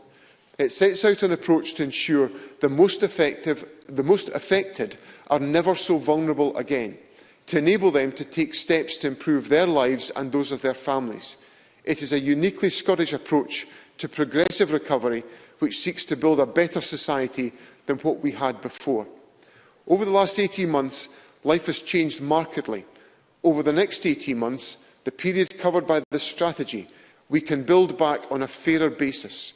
To do this, we must move at pace, devoting the same energy, imagination and urgency to COVID recovery as we did to the pandemic, to collectively achieve that change and drive a recovery that delivers for all of Scotland. Thank you very much indeed, Deputy First Minister. The Cabinet Secretary will now take questions on the issues raised in his statement. I intend to allow around 20 minutes for questions, after which time we'll move on to the next item of business. I'd be grateful if those wishing to ask a question could press the request to speak buttons now or as soon as possible, and I call Murdo Fraser. Thank you, Deputy Presiding Officer. Can I thank the Cabinet Secretary for his statement and for advance sight of it. We will consider carefully the detail of the document that has been published today. As the Cabinet Secretary himself admitted, this is a high-level strategy paper. What is, of course, important is the detail of policies and actions that will come forward in due course, and we look forward to hearing more about those. But in the meantime, can I ask the Deputy First Minister a question in relation to the issue of the economy and employment that he referenced in his statement? We know that the impact of COVID means that some jobs which were there previously have disappeared. They've disappeared certainly in the short term. They may not return at all. But we also know that new jobs have been created and are likely to stay. Yesterday, the Chancellor of the Exchequer announced an extra £500 million for job-related initiatives across the whole United Kingdom. So can I ask what specific new help will be made available by the Scottish Government and its agencies to help those looking to retrain to fill vacancies in the economy and make sure that they take up secure, well-paid jobs in the future? Cabinet Secretary. I'm grateful to Mr Fraser for his comments and also for the willingness to engage on the detail of the strategy. And as he knows from the discussions that we've had in the cross-party group on COVID, that I am open to that discussion about the priorities that we should pursue. In relation to the specific issue of employment, I think this is a very significant issue. We find ourselves in a situation just now where we have acute labour market shortages in the economy. We have, at this stage, comparatively low levels of unemployment, but obviously substantial numbers of individuals still on furlough, or well, who have just come off furlough, and we wait to see the impact of that within the labour market. Now, of course, the Government has in place a range of interventions already through the National Transition Training Fund, the North East Skills Fund, the individual training accounts, the Flexible Workforce Development Fund and the Young Persons Guarantee. And obviously the Chancellor's announcement the other day indicates at a high level, and obviously we have to interrogate the detail of that, as Mr Fraser would expect, apparently £41 million of consequential funding for the Scottish Government. Now, we'll obviously look at that. We have to look at that in the round of financial announcements made by the UK Government to make sure it is actually £41 million of new money, because sometimes it isn't new money. So we'll look at that very carefully, and announcements will be made by my colleagues as we look to deploy the resources to support the assistance to individuals to enable people to have good, high-quality employment within the Scottish economy. Daniel Johnson. Thank you. Can I too thank the Cabinet Secretary for advance sight of his statement. Indeed, recovery must be our enduring focus through this Parliament. And I think it is important, as he just referenced, what is new money. And indeed, coming back to upskilling and reskilling, the £200 million announced in this statement, can I clarify that that is essentially pre-existing programmes, including the ones he referenced in the National Transition Training Fund, or is there any additional new money in that statement? I very much welcome the focus on family well-being in the statement. But again, the £500 million fund, can I clarify how much of that is additional money over and above current local authority spend on social services and care? But perhaps most importantly, the Cabinet Secretary will be aware that in order to meet the Government's own legal targets on child poverty, the child payment will not need to just double, it will need to quadruple. Many people had the expectation that the Scottish Government were ready to bring forward the doubling this coming financial year, but they will be disappointed that it would appear that the Government is falling short of that interim measure. So can we get clarity on when the doubling of the child payment will take place? Cabinet Secretary. President Officer, as I indicated in my statement, the Government is fulfilling the commitment it made to roll out the child payment by the end of next year. And we have committed to doubling the child payment during the course of this parliamentary term, and we want to do that as quickly as we possibly can do when resources become available to do so. But I assure Mr Johnson that it has the highest priority within Government. I welcome his support for the issue of securing the financial well-being of families, because I view this to be critical in the work that we have to do to eradicate child poverty. And I think we have to be cognizant of the research evidence that demonstrates that there are a number of ways in which we can tackle child poverty, one of which he quite rightly alights on is to boost a payment such as the child payment. There are others, such as delivering effective childcare support for families that enable individuals to enter the labour market and to command good remunerated employment within the labour market. Or there are other ways in which we can try to reduce household costs, which is through some of the other measures I set out. For example, in relation to reducing the cost of the school day, which I recognise to be a significant factor for some families in our country. So we have to view these measures as being a collective endeavour of a number of different interventions to make sure that we secure the outcome of delivering security for family incomes, rather than just seeing these as one measure of increasing the Scottish Child Payment to either to double it or to quadruple it, as Mr Johnson suggested. So we have to look at a range of different interventions to make the maximum impact on ensuring there is security for family incomes. Beatrice Wishart to be followed by Audrey Nicholl. Thank you, Deputy Presiding Officer. The Deputy First Minister will know that early learning and childcare is a matter I've raised many times before, as I believe in flexible, accessible and affordable childcare. It's critical to the recovery. But yesterday, new official statistics showed that the number of 2-year-olds receiving funded ELC actually fell. 14,500 twos from poorer backgrounds are entitled to it because of the difference it could make to their life chances and attainment, but less than 6,000 are taking up that place. So in this Challenge Poverty Week, what is the Scottish Government now going to do to drive up that all-important uptake? Secretary. Presiding Officer, we intend to work very closely with our local authority partners to increase that, that take-up level. This is a very significant benefit for children and young people, the earliest and most vulnerable children in our society. So we have to make sure they are gaining access to what is being provided. It can also, and this links to my answer to Daniel Johnson, help families to be able to secure the access to the employment market, which can then strengthen their position into the bargain. So I give Beatrice Wishart the assurance that we will work closely with local authorities to make sure that uptake levels are at a higher level. And that's one of the issues that I was envisaged being taken forward by the programme board that we take forward in partnership with local government to make sure that we're fulfilling these commitments. Audrey Nicholl to be followed by Craig Hoy. Thank you, Presiding Officer. Households on low incomes are experiencing significant pressure due to COVID-19, and this will only be made worse by the UK Government's ill-judged moves to cut universal credit and the furlough scheme. Does the Cabinet Secretary agree that these decisions should be reversed immediately, and can he provide any further detail as to the actions which the Scottish Government will be taking as part of this strategy to support households on low incomes? Cabinet Secretary.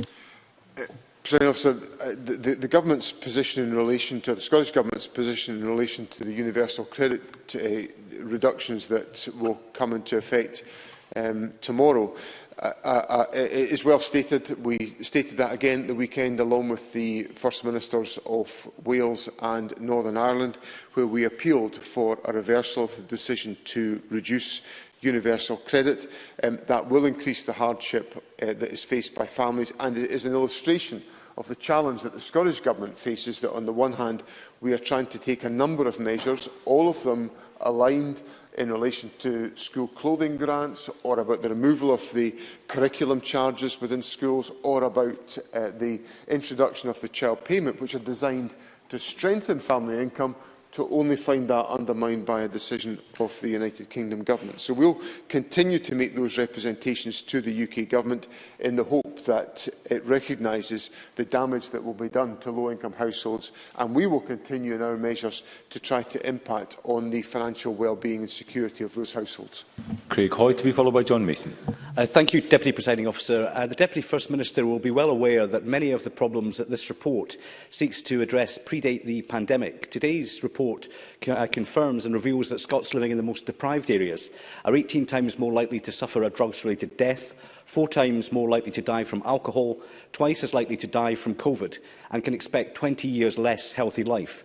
What picture does this paint about life in Scotland for the very poorest under this SNP government? Cabinet Secretary.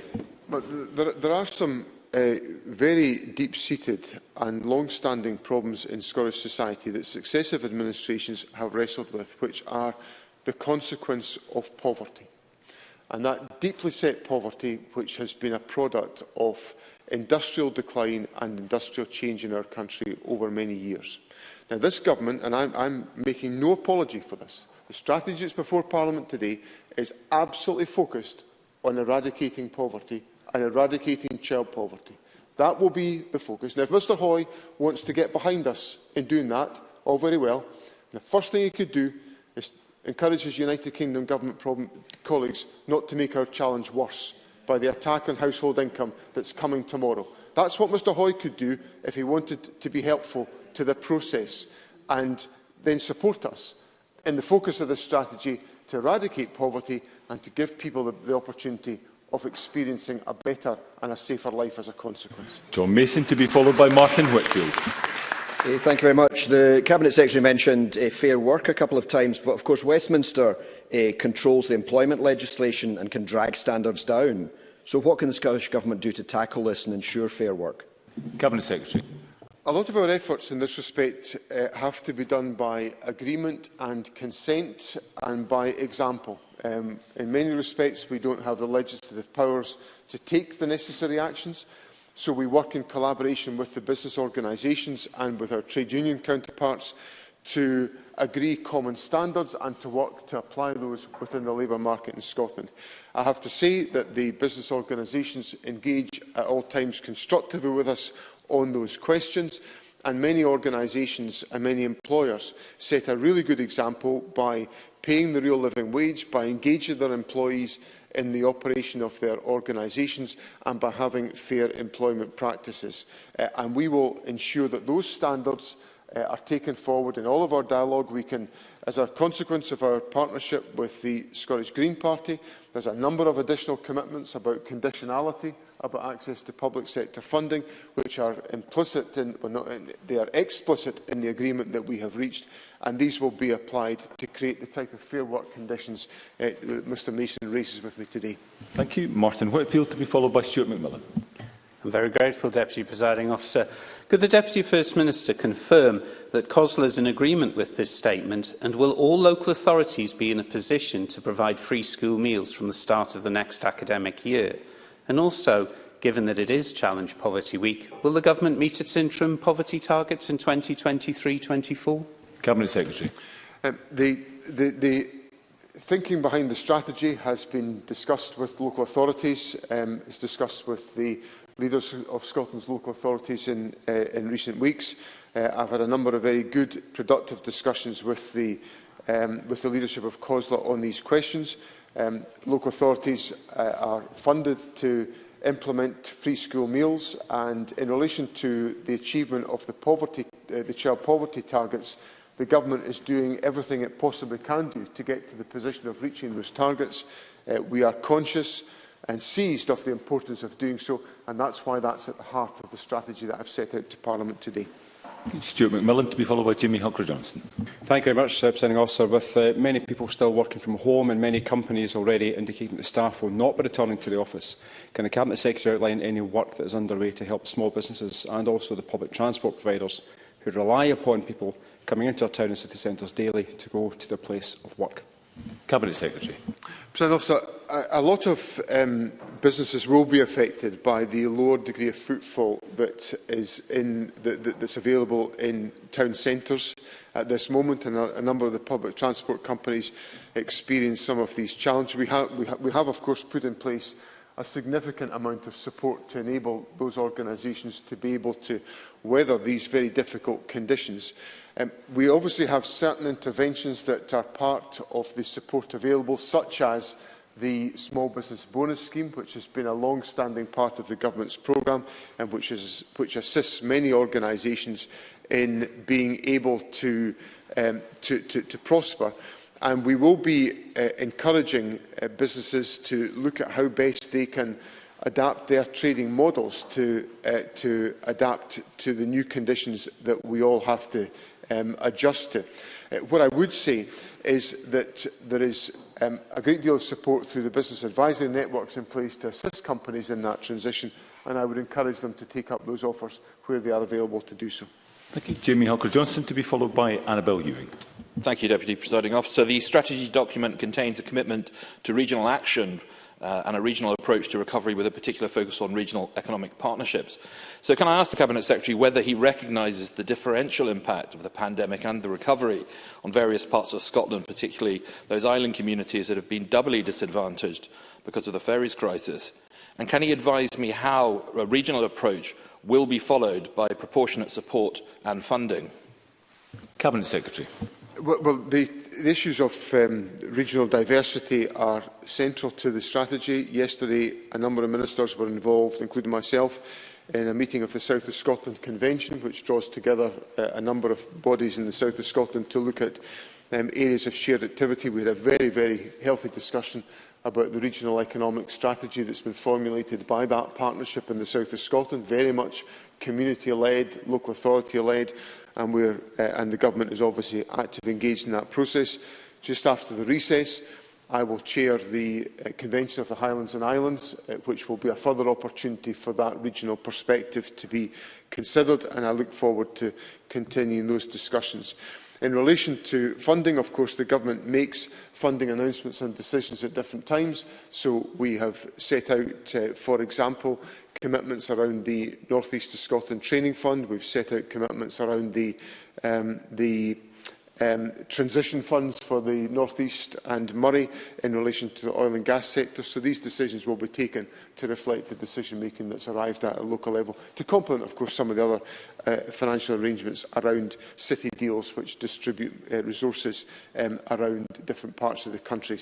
I should actually refer to them as growth deals, Presiding Officer, for completeness. Very good. Annabel Ewing, to be followed by Gillian Mackay. Thank you, Presiding Officer. And whilst acknowledging, of course, that no one has a crystal ball and that we are far from out of the woods yet, nonetheless, people in my Cowdenbeath constituency, and I believe across Scotland, need a bit of hope in the months immediately that lie ahead. So can the Deputy First Minister indicate what assessment has been made as to the factors that will be relied upon to determine when we are, in fact, to be considered to be safely out of the other side of the COVID pandemic? Cabinet Secretary.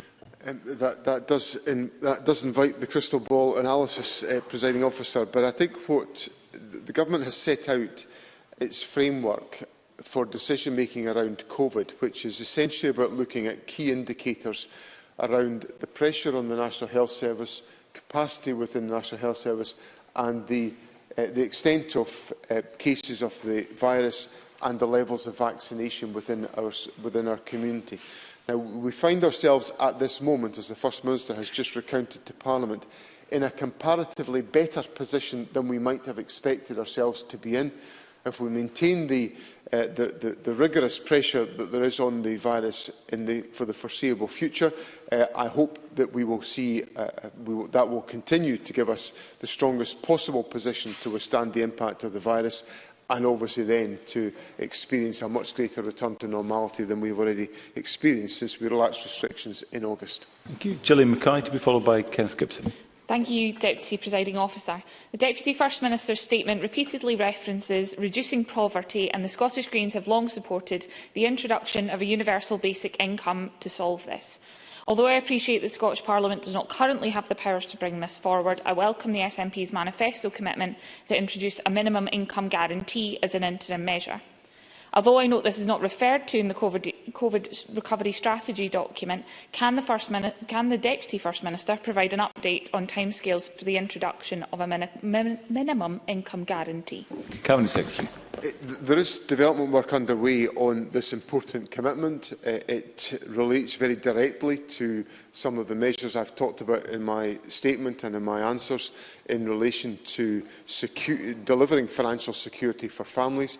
We view that to be a key route to enable us to navigate our way out of the impact of poverty in our society, and the Government will continue to pursue the work that's been undertaken and keep Parliament advised of developments of that policy.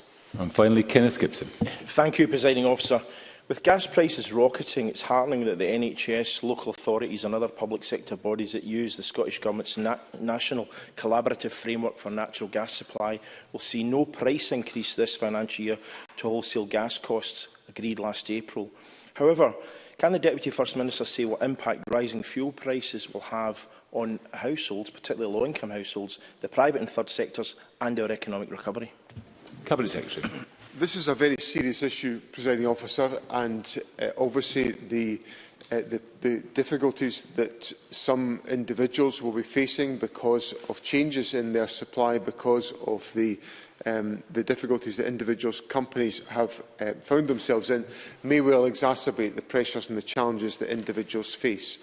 What the Government will be doing is making sure that we have in place the necessary support measures for individuals, the advice services which can enable people to wrestle with these challenges in the short term, while we make sure that the heart and the focus of the strategy on strengthening the financial security of families enables them to withstand the type of pressures that Mr Gibson has reasonably cited to me today. So I assure him that although the issue of energy prices is one manifestation of the financial insecurity of families, tackling that basic financial security question is central to how we take forward the strategy. Thank you very much indeed, Deputy First Minister. There will be a short suspension now before we move on to the next item of business.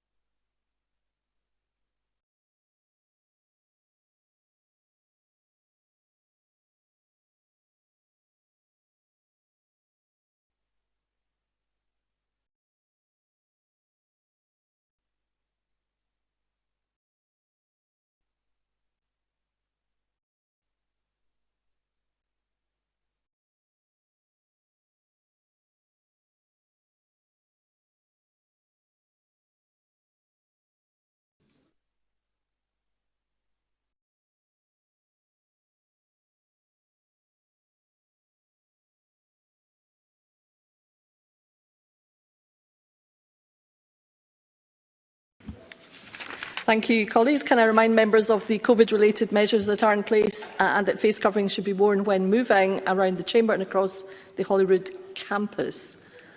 The next item of business is a statement by Hamza Youssef on winter planning for health and social care. The Cabinet Secretary will take questions at the end of his statement, and so there should be no interventions or interruptions. I call on Cabinet Secretary Hamza Youssef.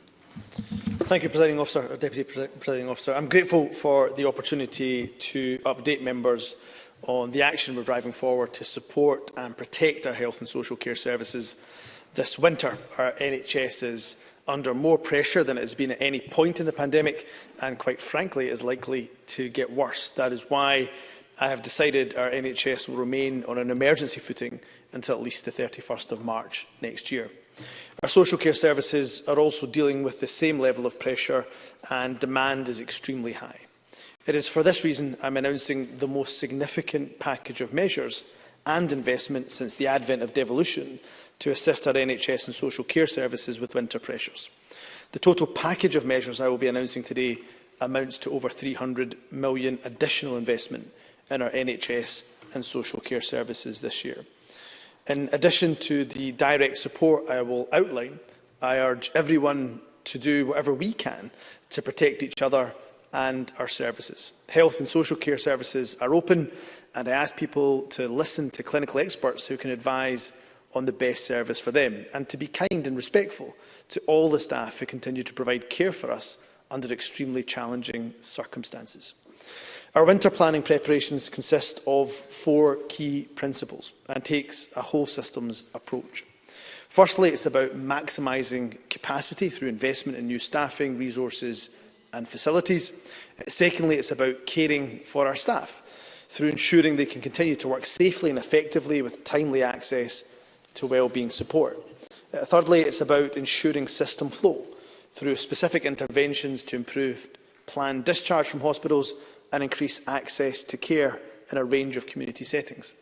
And finally, it's about improving outcomes through our investment in capacity, people and systems to deliver the right care in the right setting.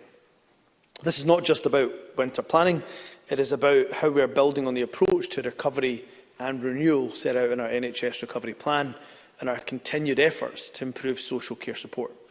Presiding Officer, let me now set out the range of measures we will introduce to bolster the workforce, to build hospital and care capacity, and importantly to support well-being, staff well-being. Supporting people to be cared for as close to home as possible is essential. I know it's a value that all of us across the Chamber agree on. In that regard, multidisciplinary teams made up of staff from professional groups across health and social care are a crucial part of taking rapid action to keep people at home when it is safe to do so. To enable both the establishment of new multidisciplinary teams and strengthen existing teams, I can confirm today I'm making available an additional £20 million for the remainder of this financial year. This will be backed by an additional £15 million to recruit 1,000 additional health and care support staff working within those multidisciplinary teams and indeed in hospital settings. The 1,000 additional support staff will work to assist with patient flow and delayed discharge and within community health teams. To support this recruitment, the Scottish Government has already provided £1 million to build additional capacity within recruitment teams across NHS Scotland. Whilst multidisciplinary teams will help people return to and hopefully stay in their homes, we recognise we also need to make wider provision to improve access to care at home support in the first place. Therefore, I can confirm to Parliament I will make available funding of £62 million this financial year to enhance capacity in care at home provision, which will help to address current unmet need and deal with the current surge in demand and complexity of individual needs. A further underlying reason for some of the challenges we face providing social care support in the community is undoubtedly staff pay terms and conditions. Today I can therefore announce additional funding of £48 million that will be made available to enable employers to provide an uplift to the hourly rate of pay for staff offering direct care within adult social care. This means the hourly rate will rise to a minimum of £10.02 per hour. This demonstrates a significant step towards a continued commitment to deliver fair work in the sector, alongside our ongoing work with COSLA and stakeholders and the Fair Work and Social Care Implementation Group on wider improvements. To assist us with freeing up capacity and, crucially, to help ensure everybody gets the right care and treatment at the right time in the right place, we need to make sure people who no longer need to be in hospital can move to a community setting to complete their recovery. Therefore, I'm announcing £40 million for this financial year to enable patients currently in hospital to move into care homes on a short-term basis. This will be an individualised approach, with patients consenting to be discharged to complete their recovery in another setting. This will be, as I stress, on an interim basis within their immediate locality or another suitable location. Importantly and crucially, there will be no financial liability for the individual or their family towards the cost. In addition, we'll also invest up to a further £28 million in primary care services this year, including in optometry and dentistry. This will underpin a range of measures, including accelerated multidisciplinary recruitment to support general practice and targeted funding to tackle the backlog in routine dental care. Let me make two further important points on primary care, which I intend to highlight to all GPs in Scotland in a joint letter with the BMA later this week. Firstly, we must recognise general practice has remained open throughout the pandemic and is at the forefront of our pandemic response. I reject any suggestion that general practice has been closed, and I want to thank GPs and their staff for their efforts over the course of the pandemic.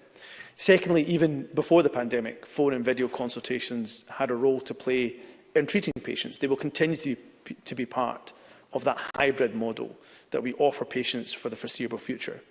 However, with recent changes to guidance and the measures we're announcing today, I would expect to see an increase in GP face-to-face appointments. Presiding Officer, our health and social care staff have been extraordinary in their response to the unprecedented demands they face. Their well-being must remain a key priority. Earlier this year, the Scottish Government announced an £8 million package to support staff wellbeing, supplementing the local support that's already available. While this has had a positive impact on staff morale and physical and emotional wellbeing, we need to go further. And I'm providing today an additional package of support of £4 million this financial year to help staff with their practical needs, such as hot drinks, food, access to rest facilities, importantly to pastoral care and access to psychological support. We have listened to staff, and this new support sends a clear message to those working so hard to care for us that their well-being matters. International recruitment is a useful lever to alleviate pressures, bringing valuable skills and experience. We have already provided £1 million to boards to enable them to build the infrastructure to support international recruitment. Today, I'm making £4.5 million available to boards to recruit at least 200 registered nurses from overseas by March 2022. We're also accelerating progress with a number of commitments made in the recovery plan, including developing structures to allow us to directly train international nurses and prepare them for the examinations they must take to gain UK registration. Presiding Officer, throughout the pandemic, we've seen a large number of retirees returning to support their colleagues. I am deeply grateful to them for their support. In addition to recruiting new workforce, we are also inviting those who have recently retired to return to service if they'd like to do so. Furthermore, using the skills and experience of healthcare students has also addressed some of the workforce challenges during the pandemic. A national offer will be made to healthcare students through their colleges and universities, signposting them to availability of fixed-term and bank work as healthcare support workers. In addition to these measures, we continue to work with staff and employers on further options to maximise capacity, such as through targeted incentivisation payments, and have identified in-year funding of up to £15 million to support this. We'll work with employers to ensure that any targeted measures introduced are right for them, they buy additional capacity and support service resilience. To conclude, Presiding Officer, the measures I have set out today, backed by additional recurring funding of more than £300 million, demonstrates our commitment to ensuring we have a well-staffed, well-supported and resilient health and social care system. We've already taken action over the course of the last few months to help bolster our NHS and social care services. We expect this additional investment to make a significant impact over the course of the winter. That being said, it is important for me to be upfront and honest with the public and recognise that this winter is likely to be the most challenging we have ever faced. We have been engaged in extensive discussions with stakeholders about the winter pressures we're likely to face. I hope many of the actions I have outlined today will have a positive impact in the coming weeks. If we can continue to control COVID transmission, and the signs are positive, and if we safely discharge people and keep them in community settings with the additional investment I've just announced, then we will create additional bed capacity within our hospitals, which will be vital in managing winter pressures. By investing in our workforce and increasing capacity, we'll be able to better support our health and care system through what is set to be an unprecedented winter. To conclude, Presiding Officer, I previously said in this chamber that this government will be there to support our NHS in its greatest hour of need. My statement and announcements today demonstrate that we are true to our word. And finally, I'd like to end where I started and thank once again, sincerely and heartfeltly, our exceptional staff, NHS and social care staff, who have made an incredible contribution to keeping us safe throughout this pandemic, and I know that they will keep us safe during what will be an extremely challenging winter ahead. Thank you, Cabinet Secretary. And I would ask those members who wish to seek to ask a question to please press the request to speak button now. And I call on Sue Webber. Thank you, Deputy Presiding Officer, and can I thank the Cabinet Secretary for advance sight of his statement. And like yourself, I'd also like to echo your gratitude for the continuing and exceptional contribution of all our health and social care workers. The Scottish Conservatives have repeatedly called for a detailed winter plan for weeks, due to the growing crisis within our NHS, and it appears we are still waiting. In the last few days, we've seen statistics showing A&E waiting times are now at the worst level since 2007.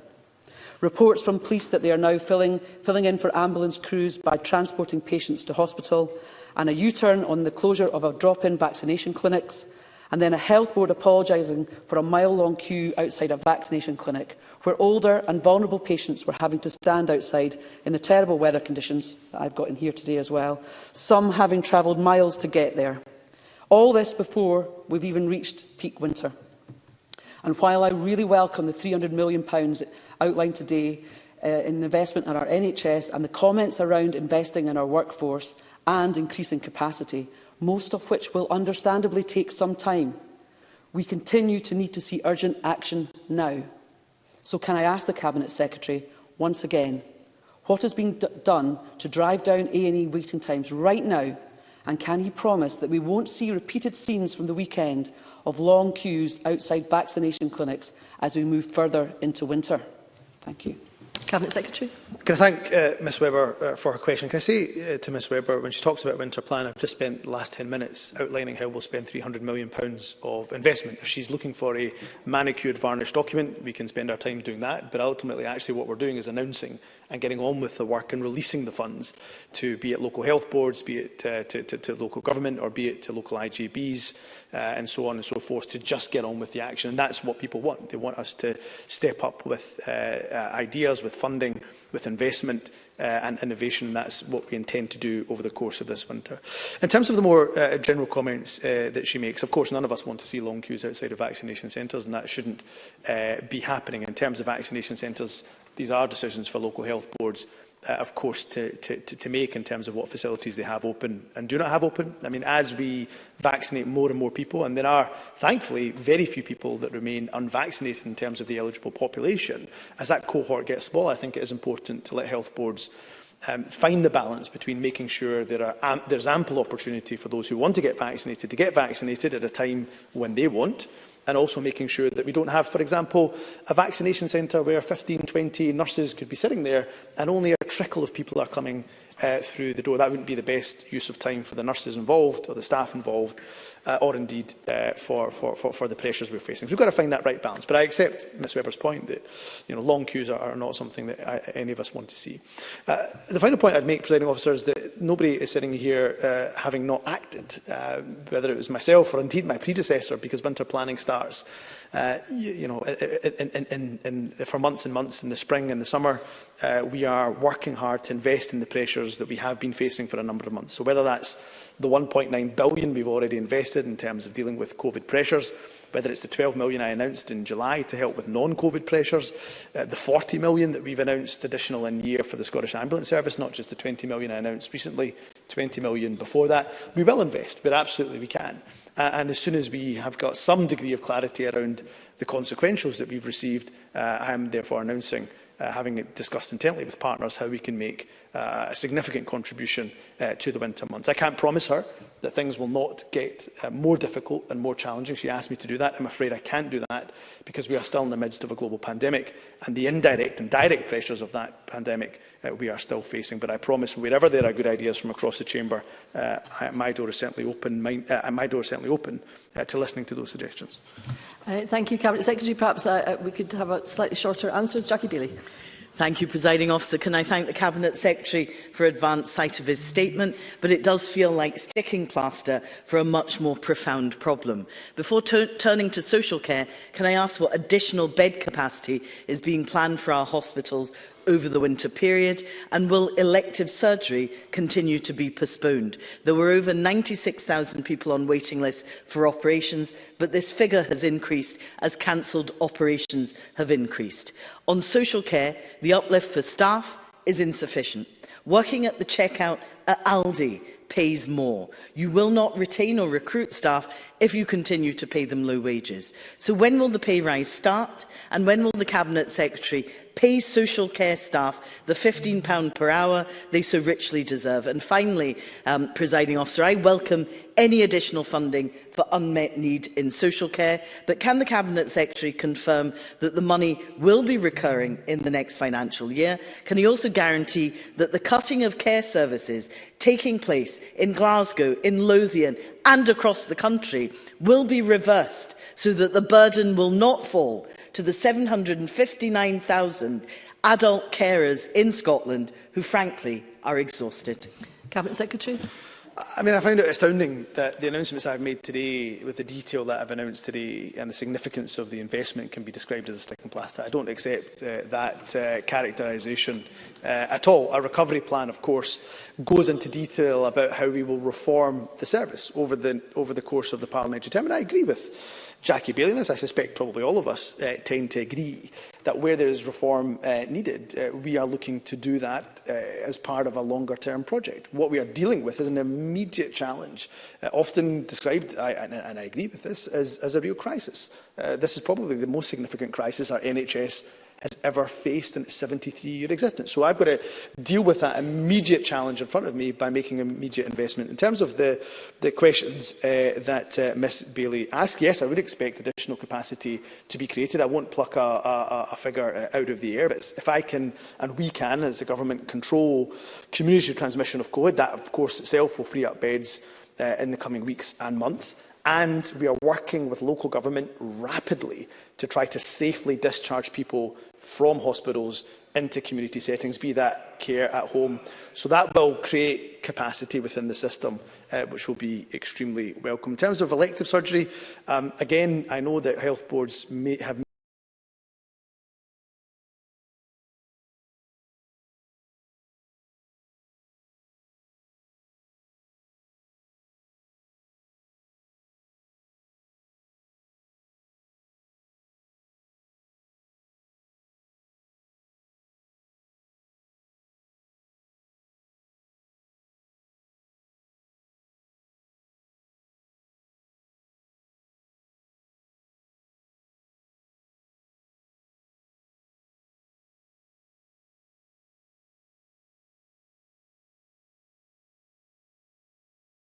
that I announced for recruitment in my statement will be recurring. Thank you, Cabinet Secretary. I appreciate that frontbenchers, their questions were multifaceted and required responses to each point. We are to finish this statement at 16:20. I have a number of speakers. Please be succinct in your questions and the answers. I call Stuart McMillan to be followed by Craig Hoy. Thank you very much, Presiding Officer. The Cabinet Secretary, social care staff across the country don't always have access to parking permits and have fallen foul of local restrictions, but as we head into the winter, parking 2 or 3 streets away from a patient's house will not be advantageous, and I would be keen to know what discussions have taken place between the Scottish Government and also COSLA to help find a solution to actually assist social care workers go about their vital work without penalty, particularly in the months ahead. Cabinet Secretary. In the interest of brevity, Stuart McMillan raises a very important point. I am having ongoing discussions with COSLA. I have had discussions, as you can imagine, quite intensely over the last few weeks. And I'm happy to provide a degree of flexibility to the funding that we provide in order to help tackle some of these ancillary challenges, which of course face our staff, which make recruitment, which make retention, and making actually just doing their job a bit more difficult. So I will continue to have those discussions with COSLA. Craig Hoy to be followed by Emma Harper. Thank you, Deputy Presiding Officer. In 2015, the SNP government said it would eradicate delayed discharge. Today we discover that in August there were 46,171 days spent in hospital by people whose discharge was delayed. Other than ministerial incompetence, why is this government failing so badly to reduce delayed discharge? Because, Cabinet Secretary, it can't simply just be down to COVID. Cabinet Secretary. No, but also you cannot ignore the impact of COVID. My predecessor, Jean Freeman, of course, had managed to drive down some of that delayed discharge. But it's a challenge we face with an ageing demographic, with challenges in and around social care. It's why it'd be helpful if the member got behind our National Care Service, which will look to provide consistency across care. But what I can say is, with the measures that have been announced today, we hope to see a reduction, significant reduction in delayed discharge over the course of the winter, which will free up bed capacity, which will help us with these winter pressures. Emma Harper to be followed by Paul O'Kane. The use of step-down care home beds have been used in previous winters to improve the flow through hospitals and get people the care they need in the right place. Can the Cabinet Secretary outline how today's announcement will help people whose discharge has been delayed into a more appropriate care setting? Cabinet Secretary. Well, hopefully the point I was trying to make in my statement came across, that we have to take a whole systems approach here. So we can invest in social care, and that can help, no doubt, acute services and indeed primary services as well. So step-down care has been used before, as Emma Harper quite rightly says. The investment that we'll make will help to bolster the staff.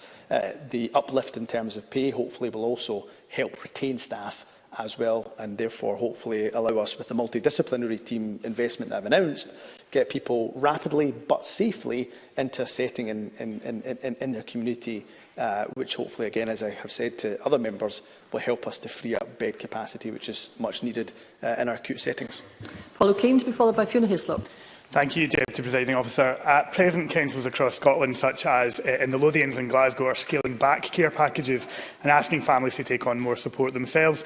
The Cabinet Secretary has committed to increasing capacity in multidisciplinary teams, but we know that the Government has already missed its deadline of April this year to embed multidisciplinary teams in GP practices, and year-on-year cuts to local government have made things perilous. With the onset of winter, does the Cabinet Secretary accept that the councils and partners must be provided funding straight away to recruit more carers? Cabinet Secretary. Well, that is just what I've announced. I'm sure there was a welcome in there somewhere, but that is what we've announced. We've announced additional £300 million of funding that will, I'm sure, COSLA and partners will welcome, and it will be released immediately. Absolutely, that is the purpose of my statement. So I would hope that will make a difference in the ways that Paul O'Kane articulates. Fiona Hislop, to be followed by Brian Whittle.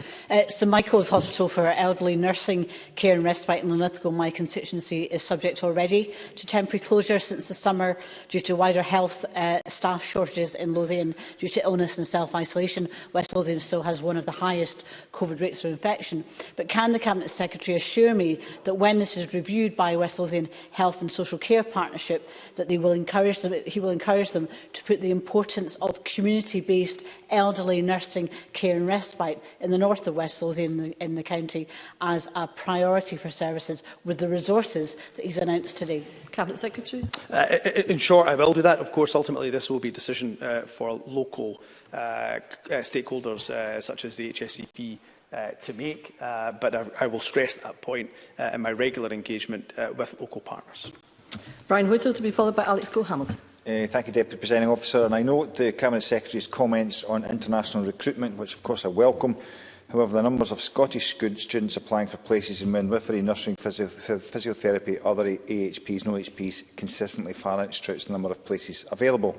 So can I ask the Cabinet Secretary if he accepts that this fact, along with the Scottish Government's cap on Scottish students' application for medical school, highlights a long-standing staffing issue exacerbated by COVID, and will he commit to opening up more opportunities for Scottish medical students? Cabinet Secretary.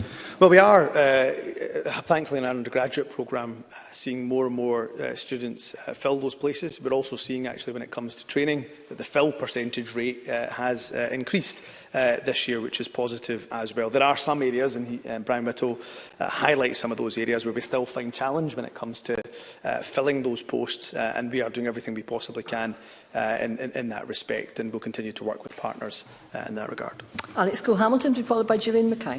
Thank you. The Royal College of Nursing told me in June that the NHS workforce had upwards of 4,000 vacancies in nursing and midwifery. This crisis doesn't come from nowhere and follows years of SNP mismanagement of the workforce. So will the Cabinet Secretary commit to an updated workforce management plan and annual workforce management plans thereafter, so that workforce crisis of this scale is not repeated, given that he has announced that today that just 200 registered nurses from overseas will be recruited by March 2022? Cabinet Secretary.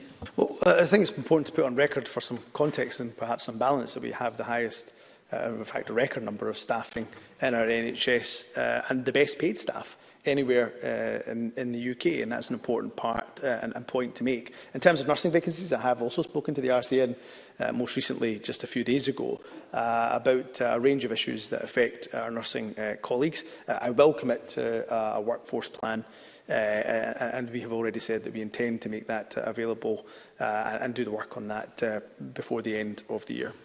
Gillian Mackay, to be followed by Kenneth Gibson. Thank you, Deputy Presiding Officer. The Scottish Greens cooperation deal with the Scottish Government included fair work progress for the social care workforce as a priority. So I'm pleased to see swift action to ensure that they get more than the living wage, as well as vital funds to support the well-being of our frontline NHS workers. Can the Cabinet Secretary confirm that the uplift in social care pay is just the first step in bringing parity between health and social care workers, and that we will further look to improve both pay and working conditions as we work to establish the National Care Service? Cabinet Secretary. I'm really not sure why Labour members were heckling Gillian Mackay during that, because she is welcoming, and I expect they would, welcoming a pay uplift for some of those that are not paid as highly as we would want them to be, and have done an incredible job over the course of the pandemic. So I'm not sure why there was heckles for that welcome move. Gillian Mackay is absolutely right. It's an additional step. I wouldn't say it's a first step. We already invested money previously to make sure they were social care staff were paid £9.50 an hour. This is another step in that direction towards increasing pay, and we have a commitment by the end of the parliamentary term to make sure they're paid £12.50 an hour. And in terms of pay, that is one element of it. I have had good discussions with people like Andy Kerr, who is leading much of our work in relation to Fair Work, about how we can improve terms and conditions also. Kenneth Gibson, to be followed by John Mason, who will be the last question. Thank you, Presiding Officer. With an increase in COVID-19 admissions, staff sickness and rising accident emergency attendances, NHS Ayrshire and Arran is under tremendous pressure. From the very welcome £300 million the Secretary has announced, what additional support will be provided across NHS Ayrshire and Arran and its aligned health and social care partnerships to reduce further escalation as winter begins? Cabinet Secretary. Well, again, it is a challenging winter, and frankly, we've not even hit the flu season yet, and therefore there could be even more significant challenges ahead. We're also, as you can imagine, planning for COP26, and although that will focus in and around Glasgow, of course, many other local authorities will also, of course, have to manage some of the challenges around COP26 too. So the point I'm trying to make is there are additional pressures coming down the line in terms of NHS, Ayrshire and Arran. I'd expect the funding that I've announced will mean that there will be an additional workforce in NHS, across NHS and Arran, and the sites across NHS and Arran, not just acute sites, but also that social care will be bolstered in NHS, across NHS, Ayrshire and Arran as well. And John Mason. Thank you. Can the Cabinet Secretary say any more about the international recruitment which she announced and how that will happen?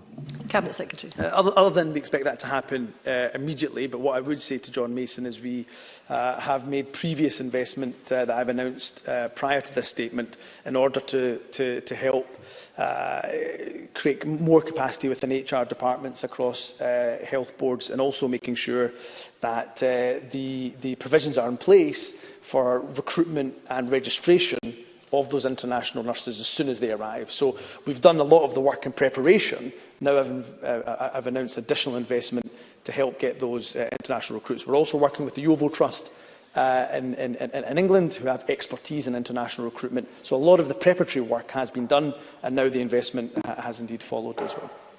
Thank you. And that concludes that item of business. Before moving on to the next item of business, can I remind members of the COVID-related measures that are in place, and that face covering should be worn when moving around the chamber and across the Holyrood campus. The next item of business is a debate on motion 1512 in the name of Michael Matheson on legislative consent to the Environment Bill. I would invite those members who wish to speak in the debate to press the request to speak buttons now, and I call on Cabinet Secretary Michael Matheson. Up to 7 minutes, please, and move the motion. Thank you. Thank you, Deputy Presiding Officer. And can I take this opportunity to thank members of the Net Zero Energy and Transport Committee, and also for the DPLR Committee, in their consideration of this issue and the supplementary LCM on the UK Environment Bill, and for their report on this matter. Presiding Officer, it may be helpful if I recap briefly the purpose of the UK Environment Bill, which includes within it provisions across a range of environmental regimes. A number of regulatory provisions were designed from the outset to extend to devolved competence in Scotland. These provisions cover aspects of environmental regulation in areas such as water, air quality, chemicals and waste, and in resources.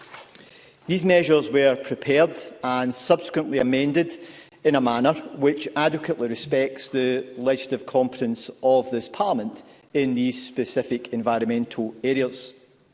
This Parliament gave consent to these measures in November last year, after giving due consideration and debate on the issues in hand. However, two recent amendments to the bill fundamentally undermine the powers of the Scottish Parliament in relation to the environment, an area of policy which is of devolved responsibility. The first such amendment was presented during the House of Commons stage. This introduced a new due diligence regime for forest risk commodities in commercial activities, which came about in response to the findings of the Global Resource Initiative. Although we agree with the need to reduce the overseas impact of our consumption, this fundamentally pertains to devolved law, which should be developed on a devolved basis by the Scottish Government and answerable to this Parliament. This has clearly not occurred in this case. The second such amendment was passed by the House of Lords, no less, is a further example of the sustained attack that we have saw from the UK Government on the devolved settlement. In the Continuity Act, we legislated for a set of guiding principles on the environment which ministers must have regard to when making policy.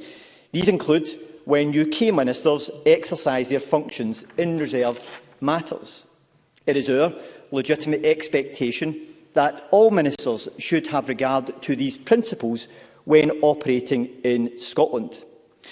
This amendment must be resisted, as it seeks to disapply the Scottish environmental principles as agreed by this Parliament. UK ministers shall apply the UK environmental principles when making policy affecting Scotland in reserved areas. This is a clear departure from what was previously agreed with the UK Government in the drafting of the bill. The Scottish Government believes that the duty in the Continuity Act to have regard to our guiding principles on the environment should apply in all circumstances where these actions impact on Scotland, whether this is a reserved area or not. Presiding Officer, despite our protestations from Scottish ministers to the UK Government, they have refused to accept these matters are within devolved competence. This dismissive attitude towards the powers of this Parliament has wide potential consequences for environmental policy in Scotland. It is this Parliament which is responsible for environmental policy in Scotland. The Scottish Government is responsible for ensuring that we have effective policies to achieve the high environmental standards we seek. This is particularly pertinent as we are dragged out of the EU against our will. The Government, with colleagues in the Scottish Green Party, have a shared commitment to make real progress in restoring our natural environment, transforming our use of resources and addressing remaining challenges in environmental quality. We have stretching targets for woodland creation and peatland restoration, contributing to our net zero target. There will be an ambitious new biodiversity strategy, a circular economy bill and a significant natural environment bill, including statutory targets on nature restoration. There are also ambitious plans for land use transformation and our marine environment. Presiding Officer, this Parliament will rightly hold the Government to account for achieving these ambitions, and the people will hold us to account for the quality of our natural environment. This is all too relevant to this debate and this motion, because if the UK Government and Parliament continue to intrude upon our Parliament's powers in this area, it will make it harder and harder to achieve our goals and ambitions for the people of Scotland. These measures are a part of a pattern with the UK Internal Market Act, a particular concern for our ability to make environmental policy in the future. Presiding Officer, we simply cannot accept law being made in the UK Parliament in areas within the legislative competence of the Scottish Parliament, without this being reflected in the design of the provisions and in recognising the legislative competence of this Parliament in these matters. This is an important issue that could have wide-ranging implications for environmental policy in the weeks, months and years ahead, and I therefore move the motion in my name. Thank you. And I now call on Donald Cameron to speak to and move Amendment 1512.1. Up to 6 minutes, please, Mr Cameron. Thank you, Deputy Presiding Officer. Can I move the amendment in my name and also refer to my register of interest as a member of the Faculty of Advocates? I have to say, this has to be one of the most spurious debates about legislative consent led by the Scottish Government to date. Let's remind ourselves of a few salient facts. The Scottish Parliament, at the behest of the SNP Government, has already given consent to the UK Government's Environment Bill, the entire bill, in November last year. That's a bill which aims to tackle the biggest environmental issues facing the UK in the years ahead. It provides a legal framework for environmental governance. Now the UK is outside the EU, and it makes provision for specific improvement of the environment. Most of the bill applies in England alone, but there are some provisions which apply to Scotland, Wales and Northern Ireland. So, for example, there are UK-wide provisions which create delegated powers. There are also shared powers, meaning that the regulations can be made for Scotland either by ministers here, acting alone, or by the UK ministers if Scottish ministers consent. There are also, and this is important, a number of areas in the bill that extend to Scotland by virtue of their being reserved areas. Now, as I said, Parliament passed an LCM for the bill last year. But we now have the absurd scenario where, purely to manufacture another completely artificial row with the United Kingdom Government, the SNP take issue with two amendments which are argued to trespass on devolved competence. Amendments that are designed to protect international rainforests and fill a governance gap on environmental policy. Amendments which, in relation to the first one, the Cabinet Secretary himself has just said he agrees with. He said in committee it's broadly in line with Scottish Government policy. In fact, so broadly in line with Scottish Government policy that this afternoon the Scottish Government are challenging it. It is absurd, Deputy Presiding Officer. We are through the looking glass. Let's look at each of those amendments in turn. The Rainforest Amendment, a provision designed to protect rainforests around the world. An amendment which allows UK ministers to make regulations, placing an obligation on businesses to ensure they do not import materials that have been produced on cleared rainforest land. I'm afraid I've got a lot to get through and I won't, I'm afraid. The provision makes it illegal for businesses within scope to use, either in production or trade within the UK, forest risk commodities which have not been produced in accordance with relevant laws in the country where they are grown. It is patently clear that the use of forest risk commodities in the way it appears in the Environment Bill is a reserved matter. It does not pertain to devolved law.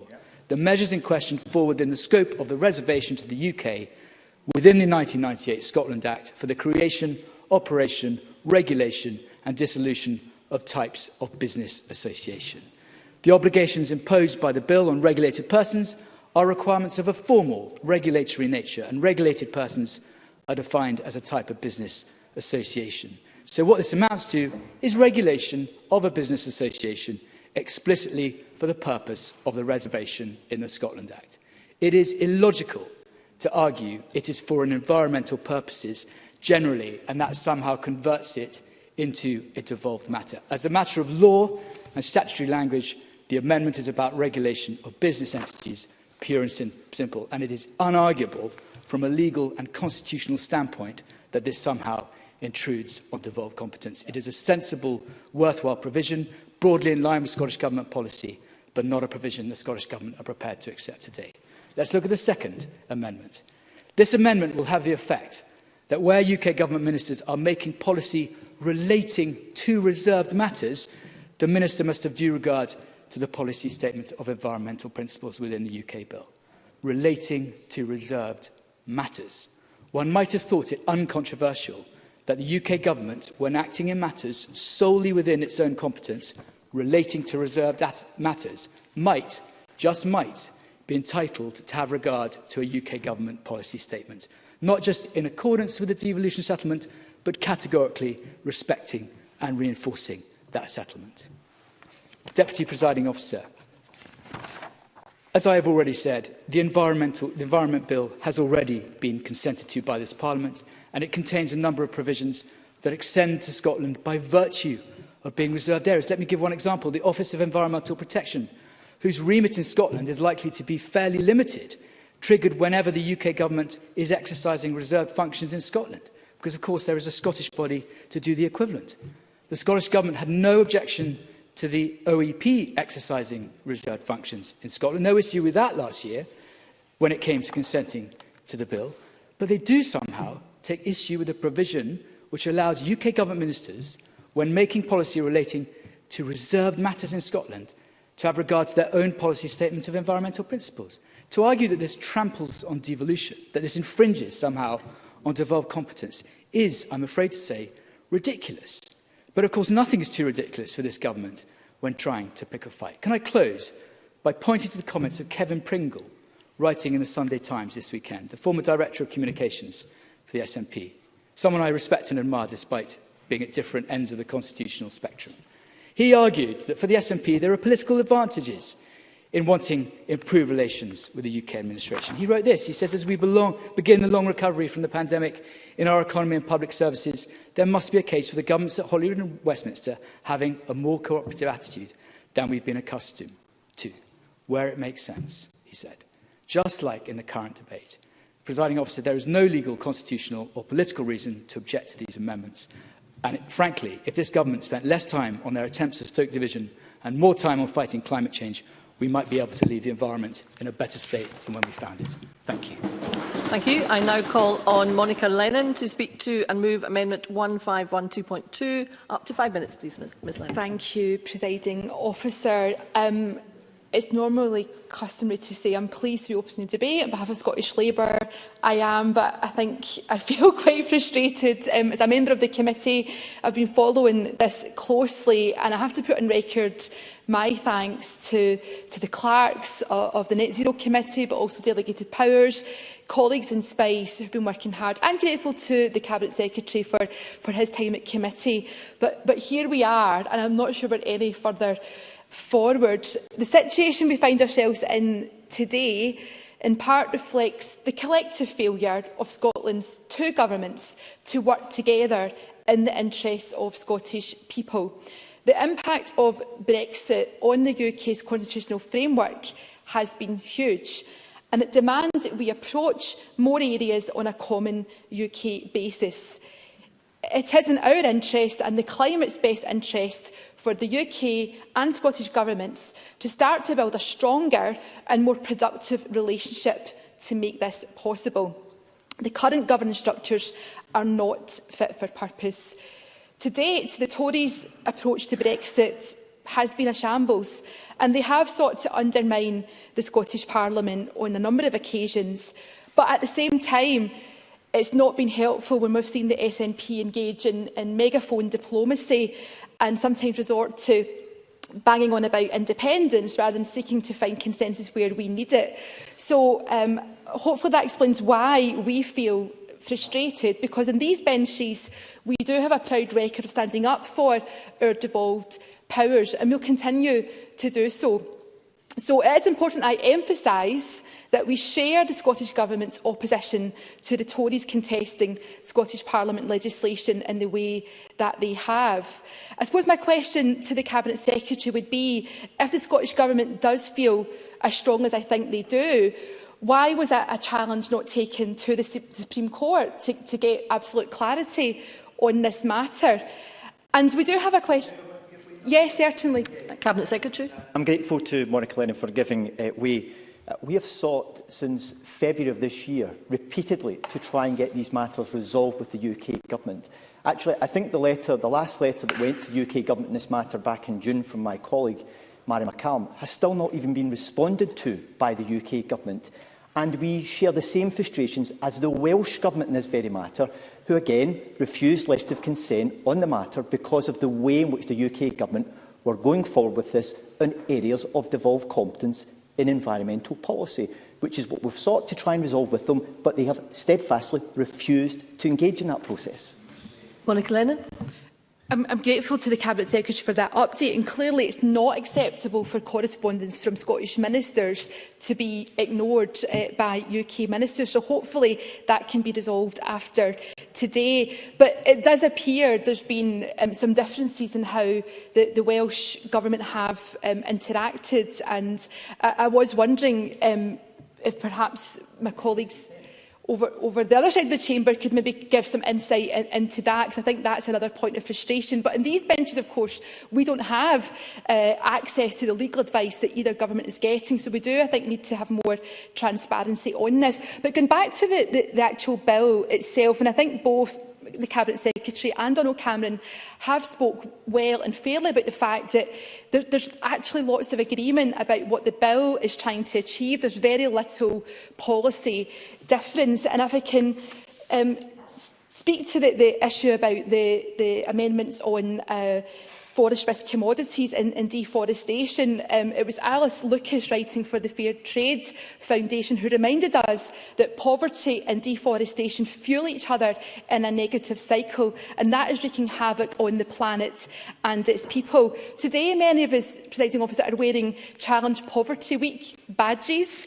It would be good to be using our time to debate and discuss climate justice and to look at the impact of poverty.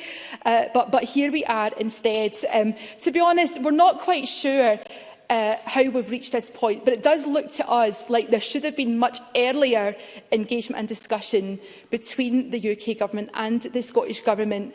It's not going to be for us in these benches to solve that, but we would urge people to work more closely together. In conclusion, Presiding Officer, to make real progress in tackling the climate and nature emergencies, we do need both governments to work together to deliver strong environmental protections, and I move the amendment in my name.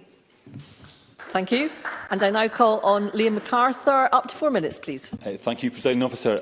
I will be brief, and I share very much the frustrations just outlined by Monica Lennon. I'm also grateful to Donald Cameron for, I think, the forensic way and characteristic form that he set out many of the issues at play here. This debate, I don't think, paints this Parliament in a particularly good light. It speaks to an almost dysfunctional relationship between Scotland's two governments. And like Monica Lennon, from what I can tell, there seems little substantive disagreement between both governments regarding the actual policies contained within the UK Environment Bill, which this Parliament consented in November last year. The Net Zero Committee's report confirms there are only, quote, small drafting differences between the proposed approaches for incorporating the guiding principles. The policy differences, according to the committee, quote, appear very minor, and yet somehow the Scottish Government has found time to platform what can only be described as a constitutional spat.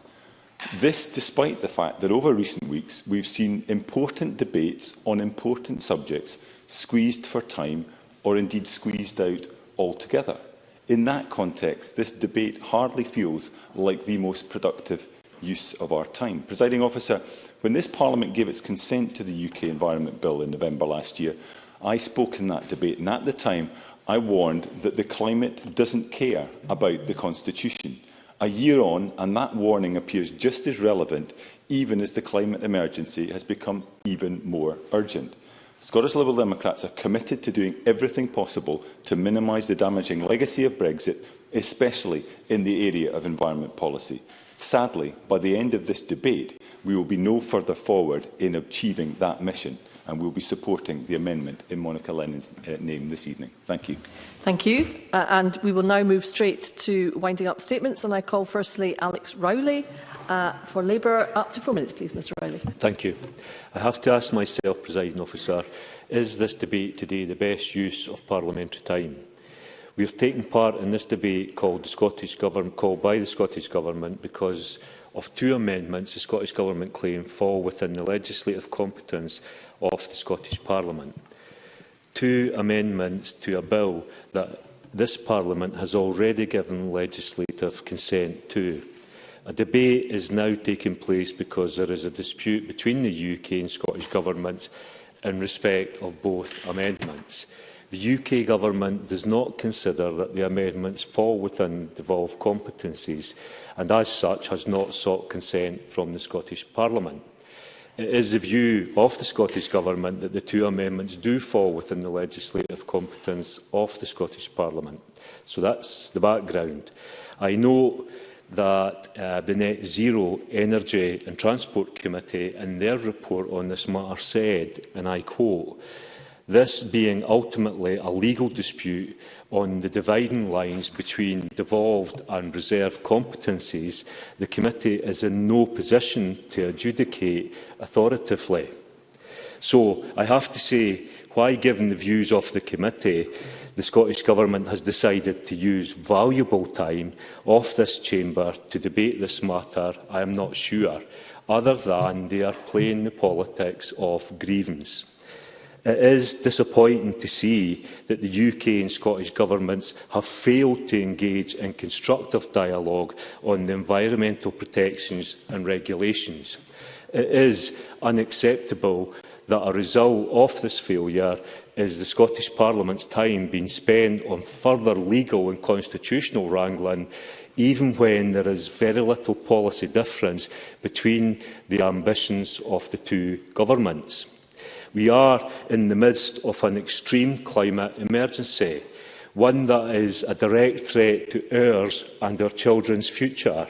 Yet here we are in Parliament watching the Scottish and UK governments have a disagreement about technicalities in a bill rather than recognise that so much more needs to be done by politicians to tackle the climate threat for our children's future.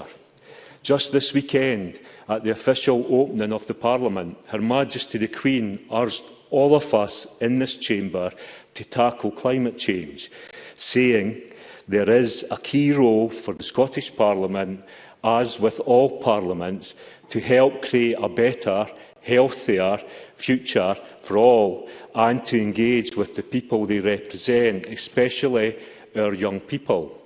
This debate today doesn't help create a better, healthier future for us all, and I certainly don't think it helps us engage with our country's young people. Any young person watching this would surely ask, why are they not dedicating more time to actually trying to solve some of the biggest problems we are facing collectively as humanity, rather than spending their time on legal and constitutional wrangling? To tackle climate and nature emergencies, countries across the world need to come together and unite around common goals, and the countries of the UK are no exception to this. If we cannot come together and work together across the UK on the issue of climate, then what message do we send to the rest of the world?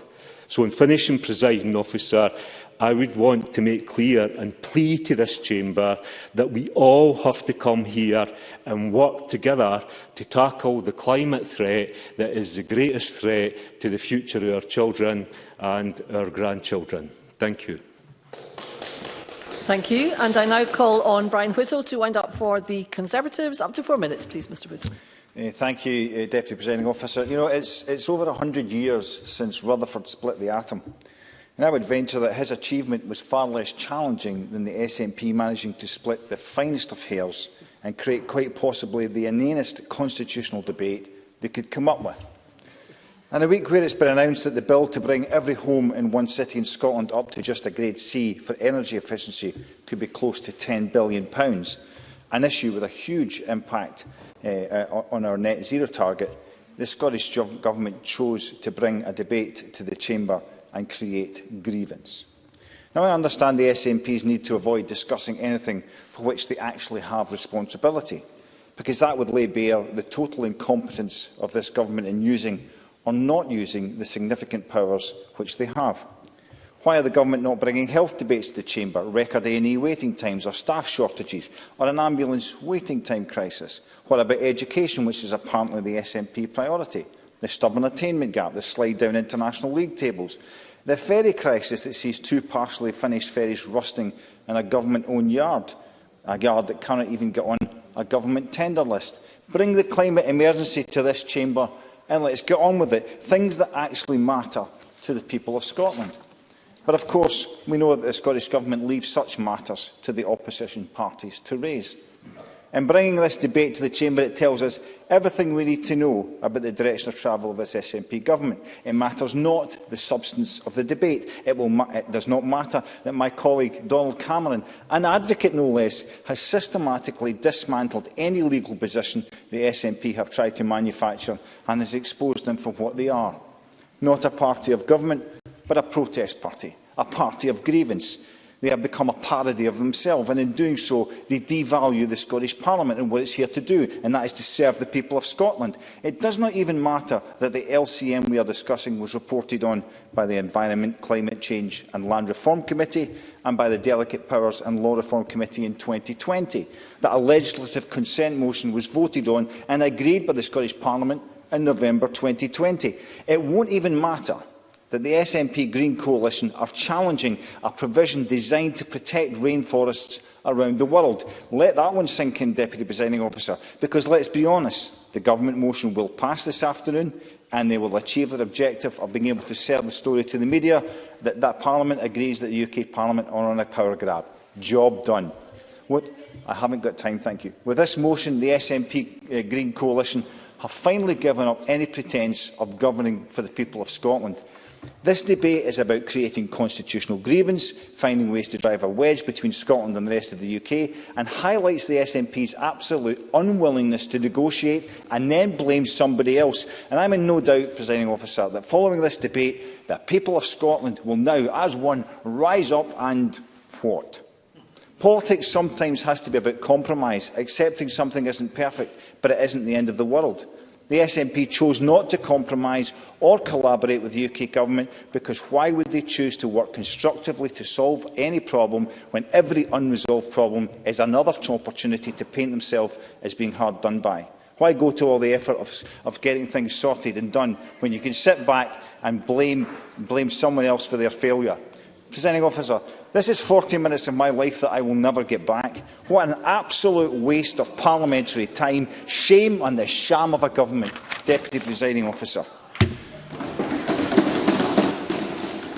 Thank you, Mr Whittle. I now call on the Minister, Mary McCallan, to wind up for the Scottish Government. Around 5 minutes, please, Ms McCallan. Thank you, Presiding Officer. Scotland rejected Brexit, and we deeply regret that it's been forced upon us, and that during a global pandemic. But despite that, the Scottish Government has always worked to make the best of a bad situation for Scotland. And despite our differences, we are of course prepared to cooperate with the UK Government. We have done so on this bill. We have a shared interest in working to reduce our global environmental impact and have, as I said, consented to this aspect of this bill. And I have to correct Donald Cameron, who appeared to suggest that we'd consented to it all. That can't reconcile with what we're discussing today, so I think that's wrong.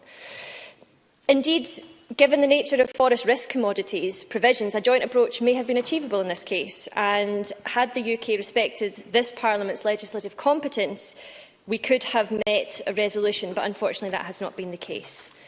Presiding Officer, if this Parliament doesn't act, if we don't stand against attempts to undermine the democratic will, the UK Government will continue to constrain the competence of Scotland's Parliament.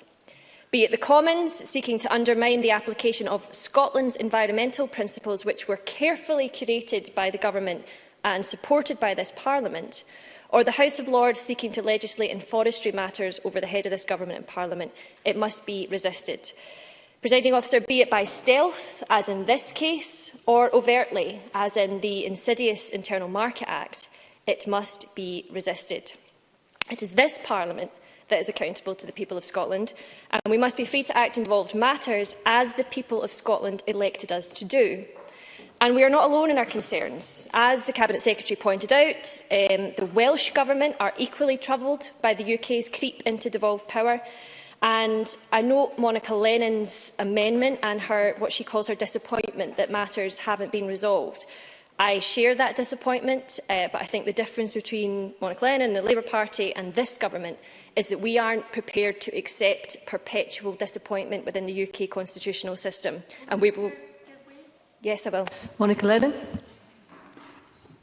I'm sure the Minister will recognise that she's in a position where she can do something. But I heard from your colleague, the Cabinet Secretary, that you wrote a letter, I think, in June, a month after you came into office, which is great to hear. But Is that all you're doing, writing a letter and sitting back? We'd like to hear what else you're doing to try and get a response from ministers. Minister. Thank you. We regularly engage with the UK Government, and I can assure the member that we try repeatedly to get action on these matters. No, not one letter and repeated meetings. But thanks for the intervention. Presiding Officer, the Scottish Government has made clear our commitment to maintain or exceed environmental standards following EU exit. It's very important to note that the UK Government has not made an equivalent commitment, and it appears from Donald Cameron's contribution that he would be content for us to pass responsibility to the UK Government for any and all aspects of responsibility. But is that a surprise, Presiding Officer, given, after all, that his party are the architects of the Internal Market Act, which this Parliament rejected, and which will severely constrain the ability of this Parliament to deliver progress in the environment in Scotland? The UK Government is playing fast and loose with the purpose test and trampling arbitrarily on the legislative competence of this Parliament. Therefore, it's imperative that we take every opportunity to urge the UK Government to reconsider and to reframe.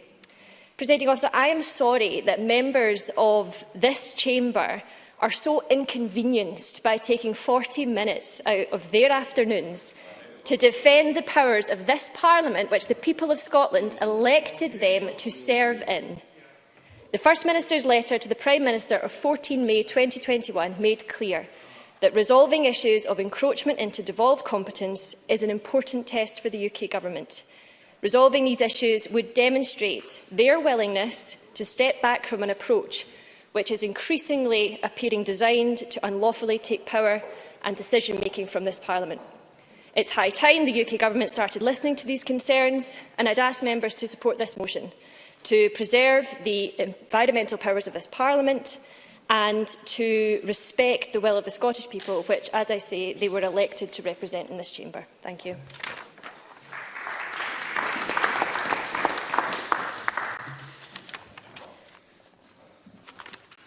Thank you. That concludes the debate on legislative consent motion to the Environment Bill. It is now time to move on to the next item of business, which is an urgent question, and I call Paul Sweeney. Thank you, Presiding Officer. To ask the Scottish Government what actions it will take to resolve the ongoing pay dispute between ScotRail and its workers in light of the announcement of strike action during COP26. Minister Graham Day. Presiding Officer, talks with the trade unions over the general grades pay claim took place today, and discussions are planned tomorrow with ASLEF. And despite a backdrop of significant financial challenges faced by the rail sector, there are reasonable offers on the table which, through pragmatic and meaningful discussions about efficiencies and modernisation, could lead to an agreement being reached. Today's talks have just adjourned and are scheduled to resume on Thursday. Any cancellations as a result of industrial action not only have the potential to undermine the recovery of our rail services, but will also impact on vital revenue streams from ticket sales. And while we support the right of every worker and trade union to engage with their employers to seek a pay deal, COP26 is Scotland and Glasgow's chance to showcase the key role we see for rail in our sustainable future on a world stage. We obviously hope that staff and the unions will understand the importance of the moment and will work with ScotRail to resolve this dispute. And we're obviously encouraged by the fact that the talks have adjourned until later this week. Paul Sweeney. Thank you, Presiding Officer. I refer to my register of interest as a member of the Unite Trade Union. In the past couple of days, 20 ScotRail employees in depots across the country were sent home, effectively locked out of their workplaces for refusing to operate machinery that they do not have necessary accreditation or training to operate. This comes against the backdrop of the continued and ongoing pay disputes that the Minister referred to. As a result, Unite Trade Union members have overwhelmingly backed strike action in October and November, including during COP26. That means 3 days of strike action will take place on Scotland's railways during the most important climate conference in history. So can I ask the Minister, does he endorse Abellio's decision to send those workers home using anti-trade union tactics which fly in the face of the Scottish Government's Fair Work Convention, simply for exercising their right to withdraw their labour? Presiding Officer, Mr Sweeney, having declared his interest, is entitled to interpret what may or may not have happened in whatever way he sees fit. I have spoken directly to Unite this morning on this matter. There were a number of staff members who may have found themselves in that situation, and we've raised this issue with ScotRail. But what I would say to the Chamber is, in an industrial dispute like this, there is a lot of rhetoric, there is a lot of assertion, and there is a lot of claim. What we need here, Presiding Officer, is for calm heads, for people to get round the table and work constructively to resolve everything within this situation. Paul Sweeney.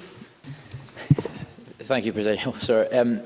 Whilst I welcome the hint that there may well be a revised offer, with respect to the Minister, I tend to trust the integrity of workers and their trade union representatives to tell the truth in this matter. And while the Government has made an effort to respond, which I commend, it seems to me that it's trying to shut the stable door after the horse is bolted. The situation should never have been allowed to deteriorate to this point. The fact of the matter is that the Government has steadfastly refused for a matter of over 18 months to engage meaningfully with this pay dispute. Workers' morale is at an all-time low, and they've been left with no option but to vote for this strike action. This isn't a bolt from the blue. It is not a malicious act. It's a result of sustained behaviour that is unacceptable by the employer.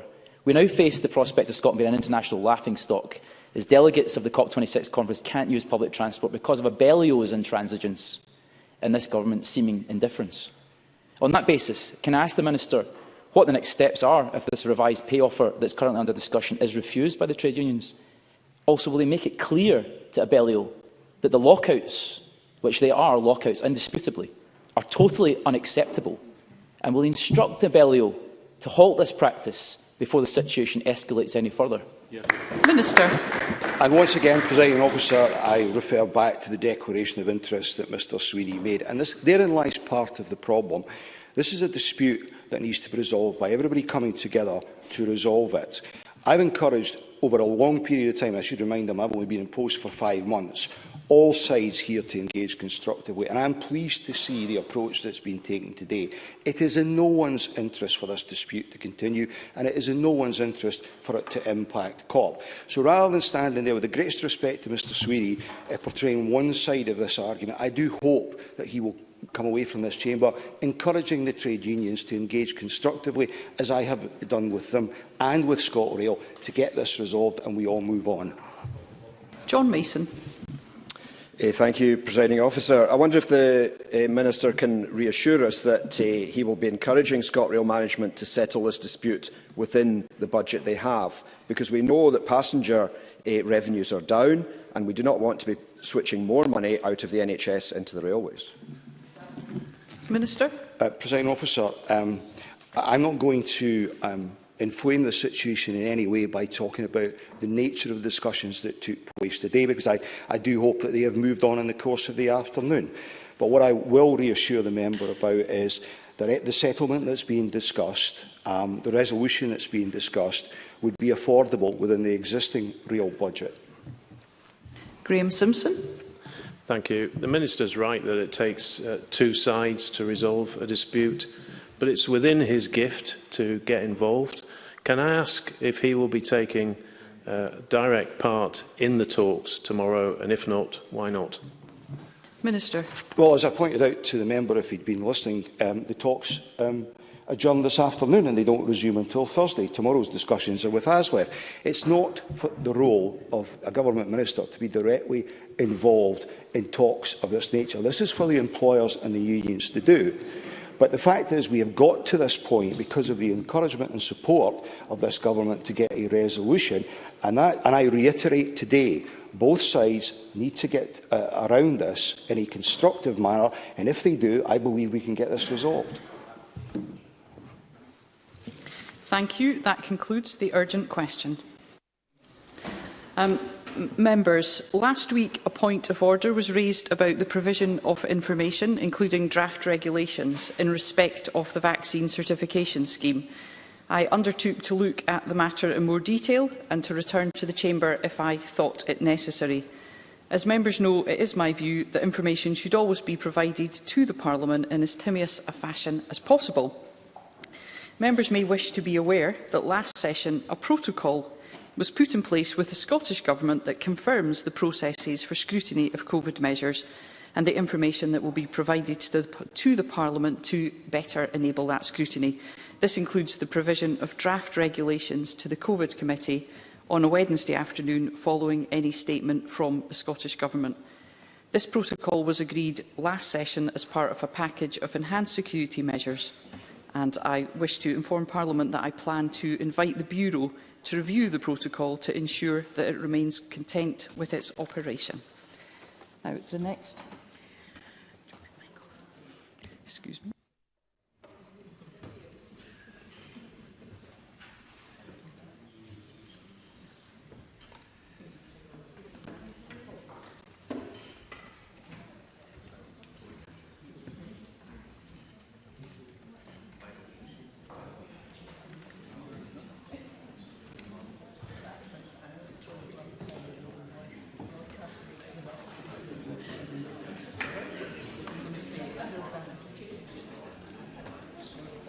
Thank you, members. We have arrived potentially at decision time earlier than we might have expected, and I would invite the Minister to move a motion without notice to bring forward decision time. To now. Moved, Presiding Officer. Help if the microphone's worked. Do our members content to agree that decision time be brought forward to now? Thank you. The next item of business is decision time. There are 3 questions to be put as a result of today's business. I remind members that if the amendment in the name of Donald Cameron is agreed, then the amendment in the name of Monica Lennon will fall. The first question is that Amendment 1512.1 in the name of Donald Cameron, which seeks to amend Motion 1512 in the name of Michael Matheson on legislative consent to the Environment Bill, be agreed. Are we all agreed? Yes. The Parliament is not agreed, therefore we will move to a vote and there will be a short suspension to allow members to access the digital voting system.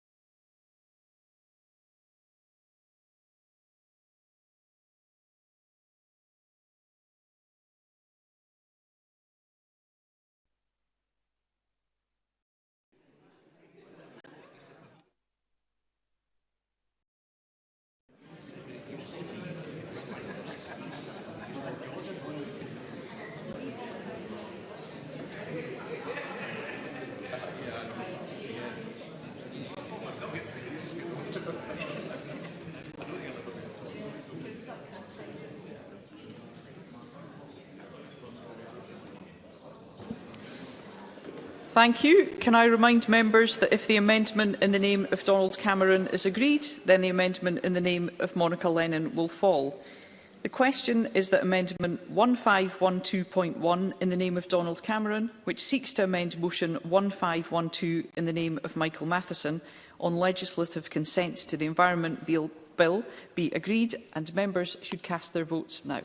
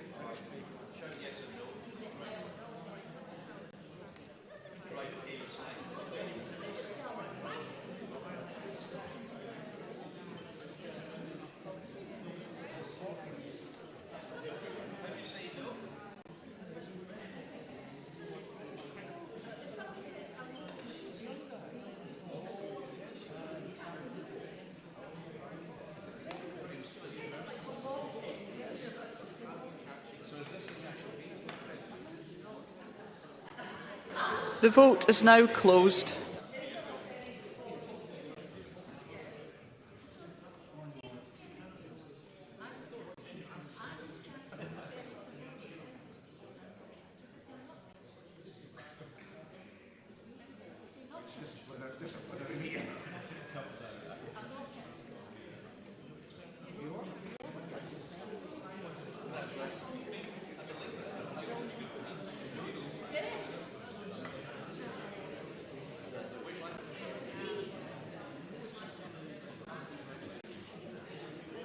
The result of the vote on amendment number 1512.1 in the name of Donald Cameron is yes 27, no 92.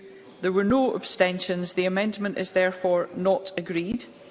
And the next question is that amendment 1512.2 in the name of Monica Lennon, which seeks to amend motion 1512 in the name of Michael Matheson on legislative consent to the Environment Bill, be agreed.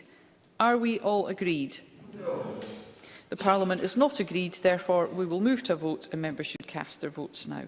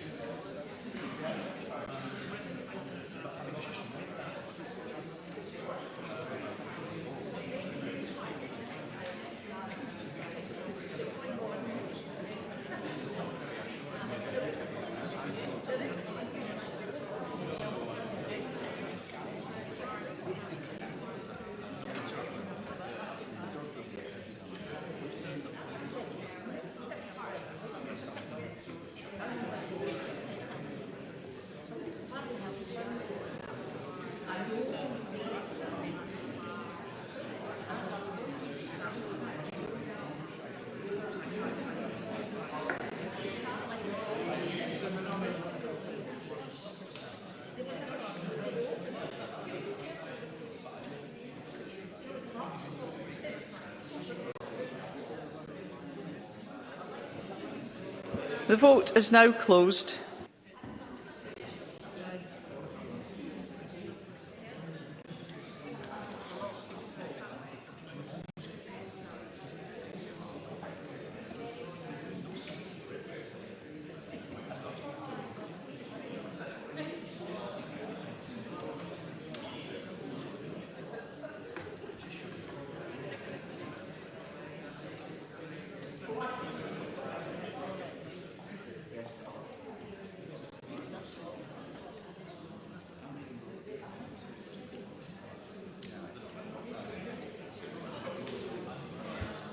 The result of the vote on amendment number 1512.2 in the name of Monica Lennon is yes 26, no 92.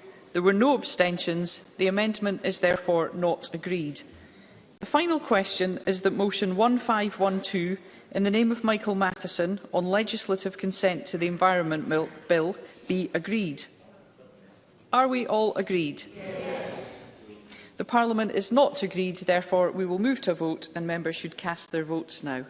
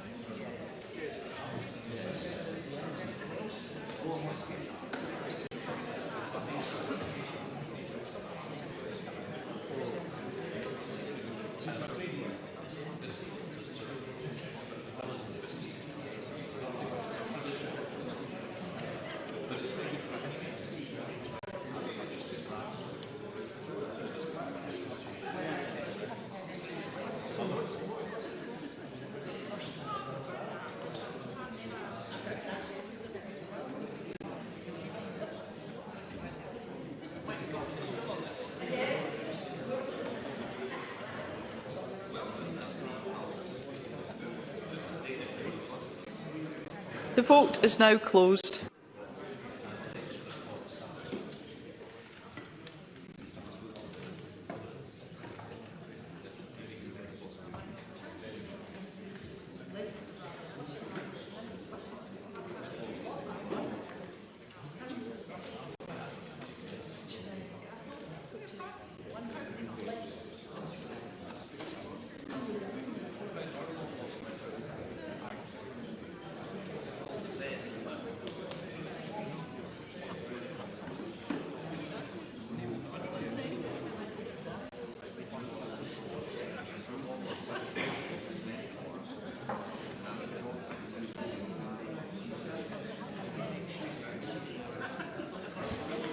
Thank you. The result of the vote on motion 1512 in the name of Michael Matheson is yes 66, no 30. There were 23 abstentions. The motion is therefore agreed. That concludes decision time and we'll now move on to members' business. I ask members who are leaving the chamber to do so quietly. What distinguishes Broadcasting Scotland from a website or blog, apart from our brilliant programmes? Hi there, I'm Gordon Ross. Are the costs we face to enable us to produce those programmes. These costs are significant and ongoing. However, our facilities are able to do so much more if only we had the staff. In the last year, some of our supporters have cancelled their subscriptions. In one way, we would prefer it if it was because they didn't like us, rather than it being because of the financial pressures which we are all under because of COVID. The really positive outcome of our fundraiser is that at a time of economic challenge in Scotland, we will use your donations to create jobs and in a small way contribute to improving the Scottish economy. If you want us to be Scotland's independent broadcaster, able to provide an alternative mainstream television platform, then please support us. Scotland is going to be an independent country. Just imagine what we could do if we had even 1% of the BBC Scotland channel's budget. Imagine. And then please consider turning your imagination into reality. Please support us if you can afford it.